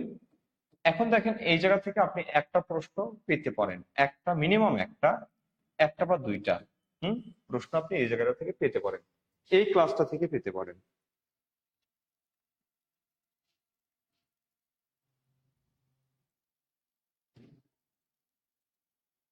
বুঝলেন কিনা বলেন।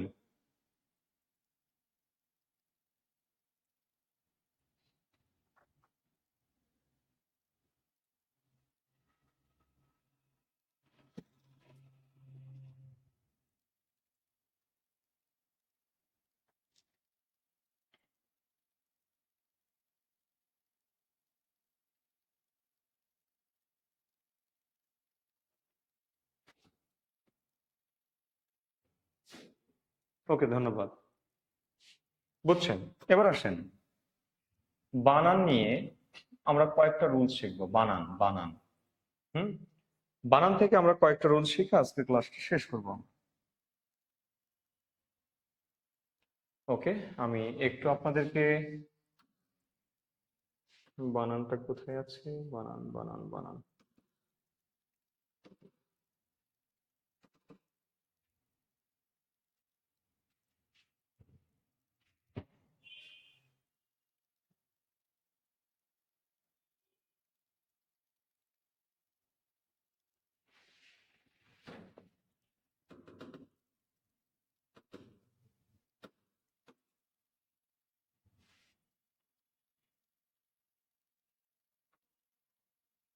আচ্ছা।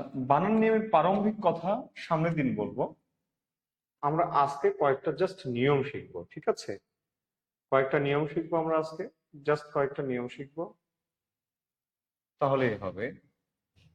লক্ষ্য করেন 1 নম্বর নিয়মটা দেখেন। 1 নম্বর নিয়মটা আমি কি বলছি? 1 নম্বর নিয়মটিতে আমি বলেছি রেফের পরে মানে রেফ যুক্ত বর্ণের কখনো দ্বিত্ব হবে না। রেফ যুক্ত বর্ণের কখনো দ্বিত্ব হবে না। 1 নম্বরে বলছি কি রেফ যুক্ত বর্ণের দ্বিত্ব হবে না। দ্বিত্ব হবে না, রেফ যুক্ত বর্ণের দ্বিত্ব হবে না। প্রথম কথা, কেমন রেফ যুক্ত বর্ণের দ্বিত্ব হবে না?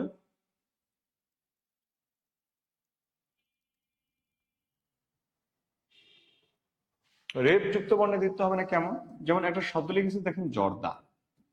জর্দা, এই জর্দার শব্দ দেখেন রেফ কার উপরে আছে? দয়ের উপরে আছে। তাহলে দয়ের কখনো দ্বিত্ব হবে না। এখন যদি এই জটাকে এই বানাটাকে যদি আপনি এইভাবে লিখেন জর্দা, তাহলে এটা ভুল হবে। দেখেন শব্দটা বলছে কীর্তন, কীর্তন, কীর্তন, ঠিক আছে? এই কীর্তন শব্দটা যদি আপনি এইভাবে লিখেন কীর্তন, তাহলে এটা ভুল হবে। হুম, মানে শব্দটা লিখেছে চর্যা, এই চর্যাটা আপনি লিখছেন কি? চর্যাটা লিখছেন আপনি এরকম চর্যা, জয়ের উপরে রেফ দিয়েছেন, আবার জয়ের সাথে একটা ফলা দিয়েছেন। তাহলে যে বর্ণটার সাথে রেফ আছে, যে বর্ণটার সাথে উপরে রেফ আছে, সেই বর্ণটা কখনো ডাবল হবে না। ডাবল হবে না। দেখেন আপনি বলছেন কি কার্য, এই কার্য শব্দ দেখেন এই বানানটা এরকম, আপনি লিখছেন এরকম কার্য, বানানটা ভুল। শব্দটা ছিল সূর্য, এই সূর্য শব্দ দেখেন এইরকম, আপনি লিখছেন কি এরকম সূর্য, মানে ভুল। এটা এই যে এগুলো ভুল, এগুলো সব ভুল, এগুলো সব হচ্ছে ভুল বানান। তাহলে রেফ যুক্ত বর্ণের কখনো দ্বিত্ব হবে না। দেখেন এই কথাটা এখানে বলা আছে যে রেফ যুক্ত বর্ণের কখনো দ্বিত্ব হবে না। দেখেন অনেকগুলো উদাহরণ এখানে দেওয়া আছে, মার্জনা, সৌন্দর্য, শর্ত, অর্থ, ঠিক আছে? এরকম দেওয়া আছে অনেকগুলো। আচ্ছা, মনে হয় আপনারা বুঝছেন। হ্যাঁ, একটু চোখ বুলিয়ে নেন, এখানে যে উদাহরণগুলো আছে একটু চোখ বুলিয়ে নেন, একটু দেখে নেন, একটু দেখে নেন। হুম, দেখেন নিচে কয়েকটা শব্দ দেওয়া আছে, এই শব্দগুলোর মধ্যে এই যে সৌহার্দ্য, এটা বাদ। হ্যাঁ, কেন যে এটা ব্যতিক্রম দিয়েছি। হুম, এটা বাদ। কথা বুঝছেন? আচ্ছা, একটু দেখবেন। হ্যাঁ, এখানে যে শব্দগুলো আছে, অনেক শব্দ আছে, অনেক গুরুত্বপূর্ণ তথ্য আছে। ওকে, এবার দেখেন 2 নম্বর রুলস, যেটা 2 নম্বর রুলসে কি বলছে? 2 নম্বর রুলসটা খুবই ইম্পর্টেন্ট, খুবই গুরুত্বপূর্ণ। এখানে আমি কয়েকটা বিষয় আপনাদেরকে দেখাই, লক্ষ্য করেন। হুম, নাউন থেকে অ্যাজেক্টিভ করব, যখন নাউন থেকে কি করব? অ্যাজেক্টিভ করব। তখন এই অ্যাজেক্টিভ করার সময় এই অ্যাজেক্টিভকে দুই ভাবে করা যায়। একটা হচ্ছে হা যুক্ত অ্যাজেক্টিভ, হা যুক্ত, হা, হা যুক্ত অ্যাজেক্টিভ একটা। আরেকটা হচ্ছে না যুক্ত অ্যাজেক্টিভ। হা যুক্ত অ্যাজেক্টিভের ক্ষেত্রে আমি এই নাউনের শেষে একটা দীর্ঘইকার প্রত্যয় দিব, আর এই না এর ক্ষেত্রে একটা নির উপসর্গ দিব। এই নিরটা হচ্ছে উপসর্গ। উপসর্গ আমরা জানি উপসর্গ কোথায় বসে? শব্দের পূর্বে বসে। আর প্রত্যয় কোথায় বসে? প্রত্যয় শব্দের পরে বসে। এটা হচ্ছে প্রত্যয়। কথা বুঝছেন? এটা হচ্ছে প্রত্যয়।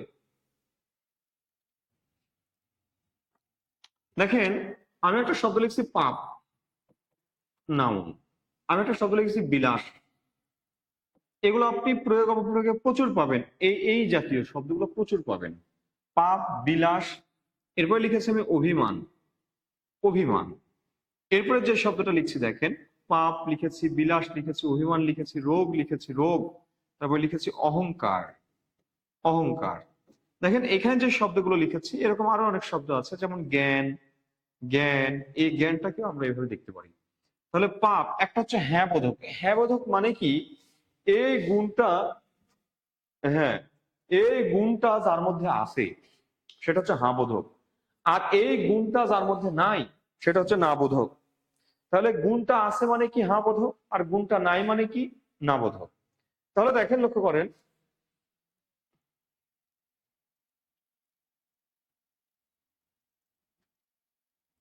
তাহলে লক্ষ্য করেন,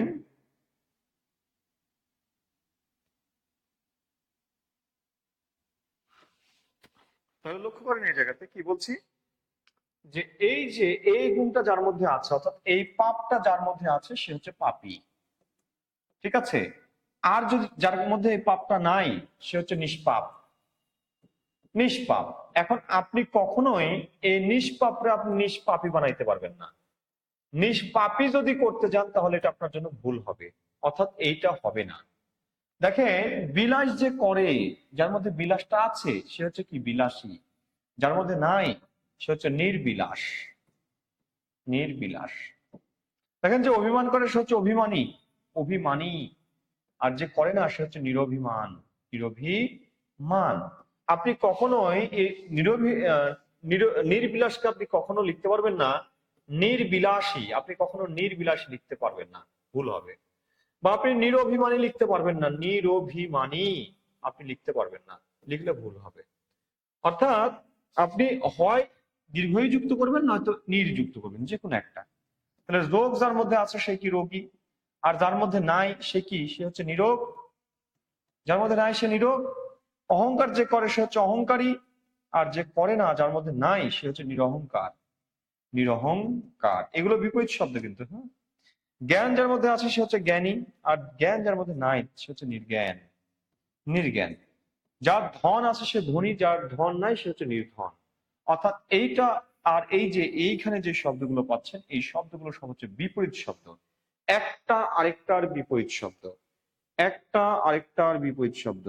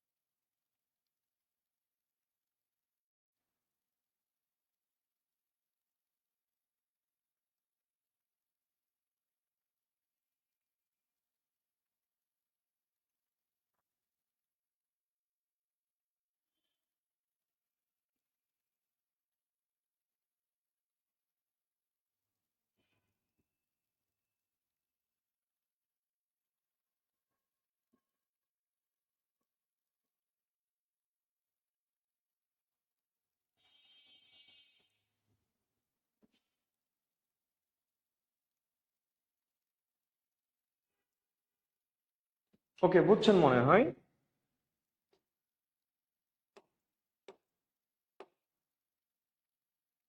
হুম, আশা করছি বুঝতে পেরেছেন। হ্যাঁ, জ্ঞান থেকে জ্ঞানী হবে, হ্যাঁ জ্ঞানী জ্ঞানী জ্ঞানী। আমি কি জ্ঞানী লিখিনি? আমি কি লিখছি? ওহ, জ্ঞানী জ্ঞানী, জ্ঞানী হবে, হ্যাঁ। আচ্ছা, ওকে, তাহলে দেখেন এখানে যে শব্দগুলো আছে একটু শব্দগুলোর সাথে পরিচিত হন।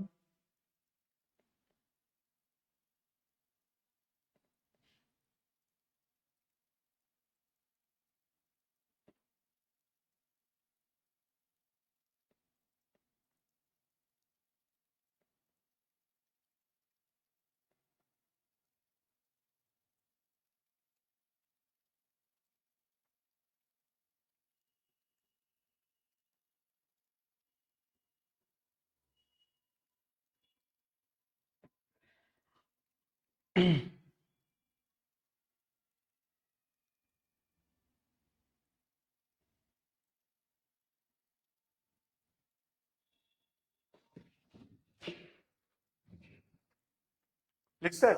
ওকে, এরপরে আসুন পরে যেটা আছে সেটা একটু দেখি, পরেরটা কি আছে। আচ্ছা, পরে দেখেন এটা একেবারে সহজ, হ্যাঁ, একেবারে সহজ, এগুলোর সাথে আপনারা পরিচিত।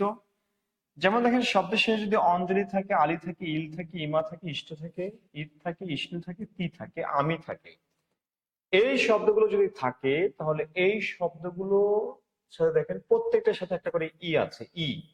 এই ইটা হচ্ছে ইকার, ইকার। অর্থাৎ আপনি কখনো এই ইকারকে দীর্ঘইকার করতে পারবেন না, ইকারকে কখনো দীর্ঘইকার করতে পারবেন না। যেমন যেমন দেখেন গীতাঞ্জলি, রূপালী, সোনালী, কুসুমিত, স্বপ্নীল, উড়ানি, বাদ্রামী, জলাঞ্জলি, ঠিক আছে? এরকম যত শব্দ আছে সকল শব্দই কি হবে দেখেন, সকল শব্দই শব্দের শেষে কি এই যে যে শব্দগুলো আছে এগুলো যুক্ত হইলে এটা রস্বইকার থাকে, কখনোই দীর্ঘইকার হবে না, কখনোই দীর্ঘইকার হবে না। হুম, কখনোই দীর্ঘইকার হবে না। কথা বুঝেছেন?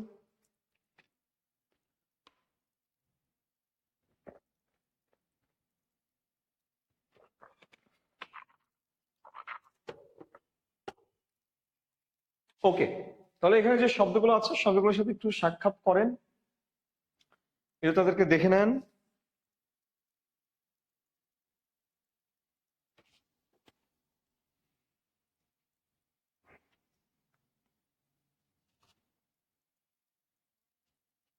ওকে, এরপর আসেন, যদি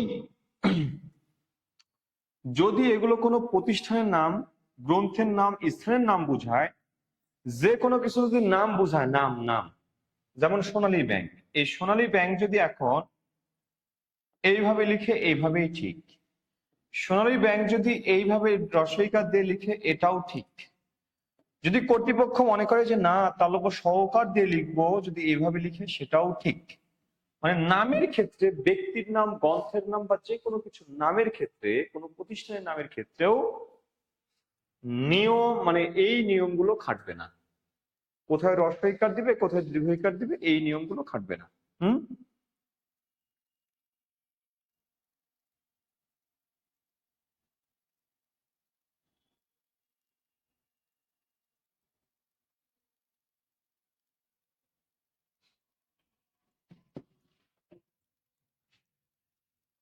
কথা বুঝেছেন? ওকে, এরপরে আসেন 4 নম্বর যেটা আছে, এটা আমি আজকে পড়াবো না, 4 নম্বরটা আমরা আগামী দিন, নেক্সট দিন পড়বো। 5 নম্বর যেটা আছে দেখেন, এটা হচ্ছে কি, এইটা আপনারা প্রয়োগ অপপ্রয়োগে যে পাবেন সেটা কি, একই শব্দের একাধিক বহুবচন, বাক্যের যোগ্যতা, এগুলো আপনাদেরকে পড়িয়েছি। সকল শিক্ষক, মানে সকল শিক্ষকগণ হয় না, হয় সকল শিক্ষক বা শিক্ষকগণ, এগুলো আপনারা পারেন।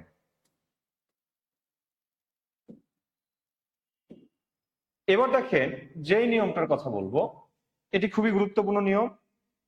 এই নিয়মের ক্ষেত্রে মনে রাখবেন, শব্দের শেষে যদি দীর্ঘইকার থাকে, দীর্ঘইকার, শব্দের শেষে দীর্ঘইকার আছে, এবং এই দীর্ঘইকার যুক্ত শব্দের সাথে যদি এই ত, তা, নি প্রত্যয় যুক্ত হয়, অথবা বিদ্যা, জগৎ, তত্ত্ব, পরিষদ, সভা, এইরকম যদি কোনো শব্দ যুক্ত হয়, তাহলে সেই দীর্ঘইকারটাকে লিখতে হয় রস্বইকার। যেমন দেখেন, আমি এখানে লিখেছি একাকী, এই একাকী শব্দের শেষে দীর্ঘইকার আছে, কিন্তু এসে যখন ত যুক্ত করলাম তখন দীর্ঘইকারটা রস্বইকার হয়ে গেল। প্রবাহী শব্দের দীর্ঘইকারটা রস্বইকার হয়ে গেল, প্রবাহী। দায়ী শব্দের দীর্ঘইকারটা কি হয়ে গেল, রস্বইকার হয়ে গেল। সহযোগী শব্দের দীর্ঘইকারটা রস্বইকার হয়ে গেল। উৎসাহী শব্দের দীর্ঘইকারটা রস্বইকার হয়ে গেল। অর্ধাঙ্গী শব্দের রস্বইকারটা দীর্ঘইকার হয়ে গেল। প্রাণী শব্দের দীর্ঘইকারটা দেখেন এই যে রস্বইকার হয়ে গেল। অর্থাৎ এই জায়গাতে এখানে যে রুলসটার কথা আমি বলেছি দেখেন, ধরো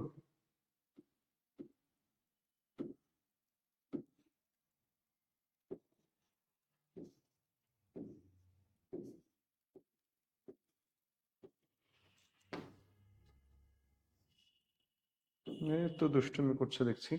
যাই হোক,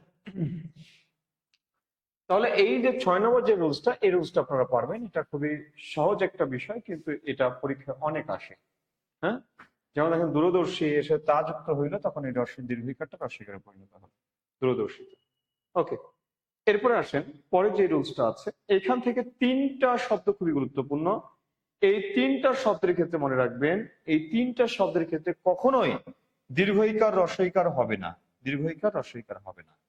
যেমন দেখেন সতীত্ব, এই সতী বানানটা কি দীর্ঘই যোগ ত, হম, সতীত্ব। তারপর কি নারীত্ব, নারী যোগ ত, দেখেন নারীত্বই দীর্ঘইকারই থাকবে, রস্বইকার হবে না। আর এটা হচ্ছে কুমারিত্ব, এগুলো কখনোই রস্বই হবে না। কুমারিত্ব এই তিনটা শব্দ ব্যতিক্রম। ব্যতিক্রম এই তিনটি শব্দ: সতীত্ব, নারীত্ব, কুমারিত্ব। সতীত্ব, নারীত্ব, কুমারিত্ব। হ্যাঁ,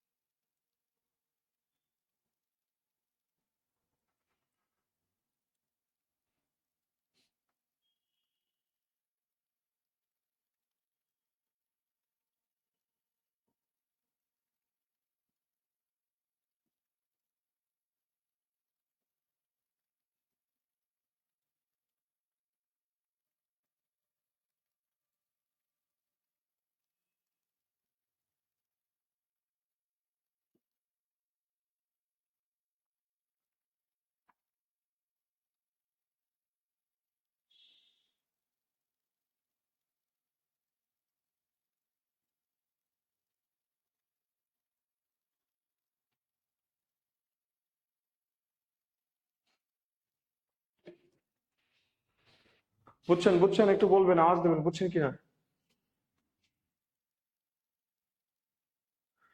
ওকে। হুম। 7 নম্বরটা আমরা পরে পড়বো, সমস্যা নেই। 7 নম্বরটা আমরা পরে পড়বো। 8 নম্বরটাও পরে পড়বো, আগামীকাল পড়বো। এখানে বুঝার বিষয় আছে। দেখেন, এইটা দেখেন, একটু লক্ষ্য করেন। ক্রম বা পরিমাণবাচক শব্দ, সংখ্যাবাচক শব্দের ক্ষেত্রে দেখেন, গণনাবাচক শব্দ কি? যেমন এক, এটাকে লিখছেন কি এক। এটা কি? এটা 19, 19। হ্যাঁ, এটা হচ্ছে গণনাবাচক। আর যখন এই গণনাবাচককে আপনি ক্রমতে নিয়ে যাবেন, তখন বলবেন কি প্রথম, ক্রমবাচক। 19কে বলবেন কি ঊনবিংশ, ঊনবিংশ। দেখেন, এই যে গণনাবাচক বলছি আর এটাকে বলছি কি ক্রমবাচক, সরি পূরণবাচক বা আহ, হ্যাঁ, ক্রমবাচক বা পূরণবাচক। এই গণনাবাচক বা পরিমাণবাচক সংখ্যাটা হচ্ছে তদ্ভব শব্দ। কি শব্দ? তদ্ভব শব্দ। আর পূরণবাচক শব্দটা হচ্ছে তৎসম শব্দ, তৎসম শব্দ। এই জন্য মনে রাখবেন, এই জায়গাতে যে আমি ঊন শব্দটা লাগাবো, এই জায়গায় দেখেন 19, 19-এর রস্যুকার হবে, কিন্তু ঊনবিংশ, এই ঊনবিংশ মানে দীর্ঘকার হবে, ঊনবিংশ মানে দীর্ঘকার হবে। দেখেন 59, 59 মানে রস্যু হয়েছে, কিন্তু 69তম মানে দীর্ঘকার হয়েছে। অর্থাৎ আমি আপনাকে বলতে চাচ্ছি, গণনাবাচক সংখ্যার ক্ষেত্রে হবে কি? হবে হ্রস্ব উ। আর পূরণবাচক সংখ্যার ক্ষেত্রে হবে কি? দীর্ঘ উ হবে। 19, ঊনবিংশ, 59, 69তম, 29, ঊনত্রিংশ, 69, 69তম। কথা বুঝেছেন? এইরকম হচ্ছে এই সংখ্যাগুলা, এই শব্দগুলা। সুতরাং এগুলোর ক্ষেত্রে একটু সচেতন থাকবেন, এই বিষয়গুলো দেখবেন। হুম, এই বিষয়গুলো দেখবেন। ওকে। এরপরে আসেন কারি নিয়ে সমস্যা, কারি সমস্যা, কারি, কারি। এই কারি সমস্যার ক্ষেত্রে মনে রাখবেন, এই যে কারি, কয়াকার রস্বইকারী কারি, এই কারিটা হবে বস্তুবাচক বা অব্যক্তির ক্ষেত্রে অব্যক্তিবাচক। আর কয়াকার রয় দীর্ঘিকারী কারি, এটা হচ্ছে ব্যক্তিবাচকের ক্ষেত্রে বলবো, ব্যক্তিবাচক, ব্যক্তিবাচকের ক্ষেত্রে বলবো। দেখেন, কারি সহকারী, রক্ষাকারী, হটকারী, অংশগ্রহণকারী, দেখেন ব্যক্তিকে বোঝাচ্ছে। আর এই কারিটা দেখেন দরকারি, সরকারি, তরকারি, পাইকারি, এগুলো সব কি? অব্যক্তিকে বোঝাচ্ছে। যখন অব্যক্তিকে বোঝায় তখন সেটা হয় কি? তখন সেটা হয় রস্বইকার দিয়ে। তাহলে এই জায়গার এই পার্থক্যটা আপনারা খেয়াল রাখবেন। এরপরে আসেন জীবী সমস্যা, জীবী, জীবী। লক্ষ্য করবেন জীবী। এই জীবী সমস্যা কোথাও দেখেন জয় দীর্ঘী, বয় দীর্ঘী। মনে রাখবেন, এটা শব্দের শেষে বসে, শব্দের শেষে, শেষে বসে। আরেকটা হচ্ছে জয় দীর্ঘী, বয় ঋষি। এটা মনে রাখবেন শব্দের শুরুতে বসে, শব্দের শুরুতে বসে, শব্দের শুরুতে বসে। আচ্ছা, এই জীবিটা শব্দের শেষে আর এই জীবিটা শব্দের শুরুতে। যেমন দেখেন বলছে কি জীবিত, জীবিত, তাহলে দেখেন এই জীবিটা শব্দের শুরুতে। কিন্তু দেখেন এই যে মৎস্যজীবী, দেখেন জীবী শেষে আছে, দীর্ঘজীবী জীবী শেষে আছে, চিরজীবী জীবী শেষে আছে, ক্ষণজীবী জীবী শেষে আছে। হ্যাঁ, দেখেন চাকরিজীবী, এই জীবিটা শেষে আছে। তবে যদি আপনি 1 জিবি, 2 জিবি এটা বলেন, বিজিবি এটা বলেন, তাহলে এইগুলো ইংরেজি শব্দ, এই ইংরেজি শব্দগুলো দুইটাই রস্বইকার হবে। বিজিবি, হ্যাঁ, 1 জিবি, 2 জিবি, এগুলো। কথা বুঝেছেন?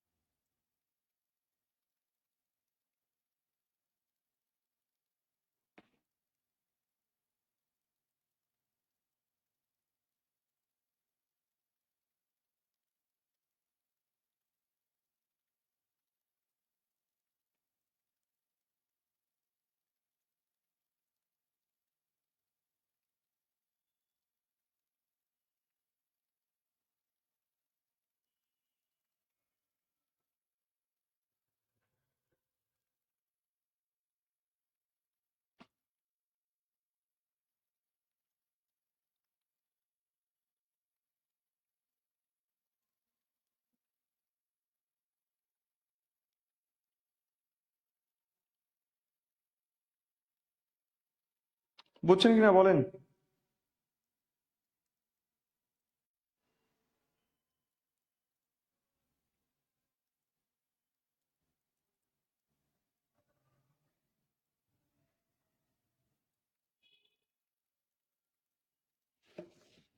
বুঝছেন বুঝছেন।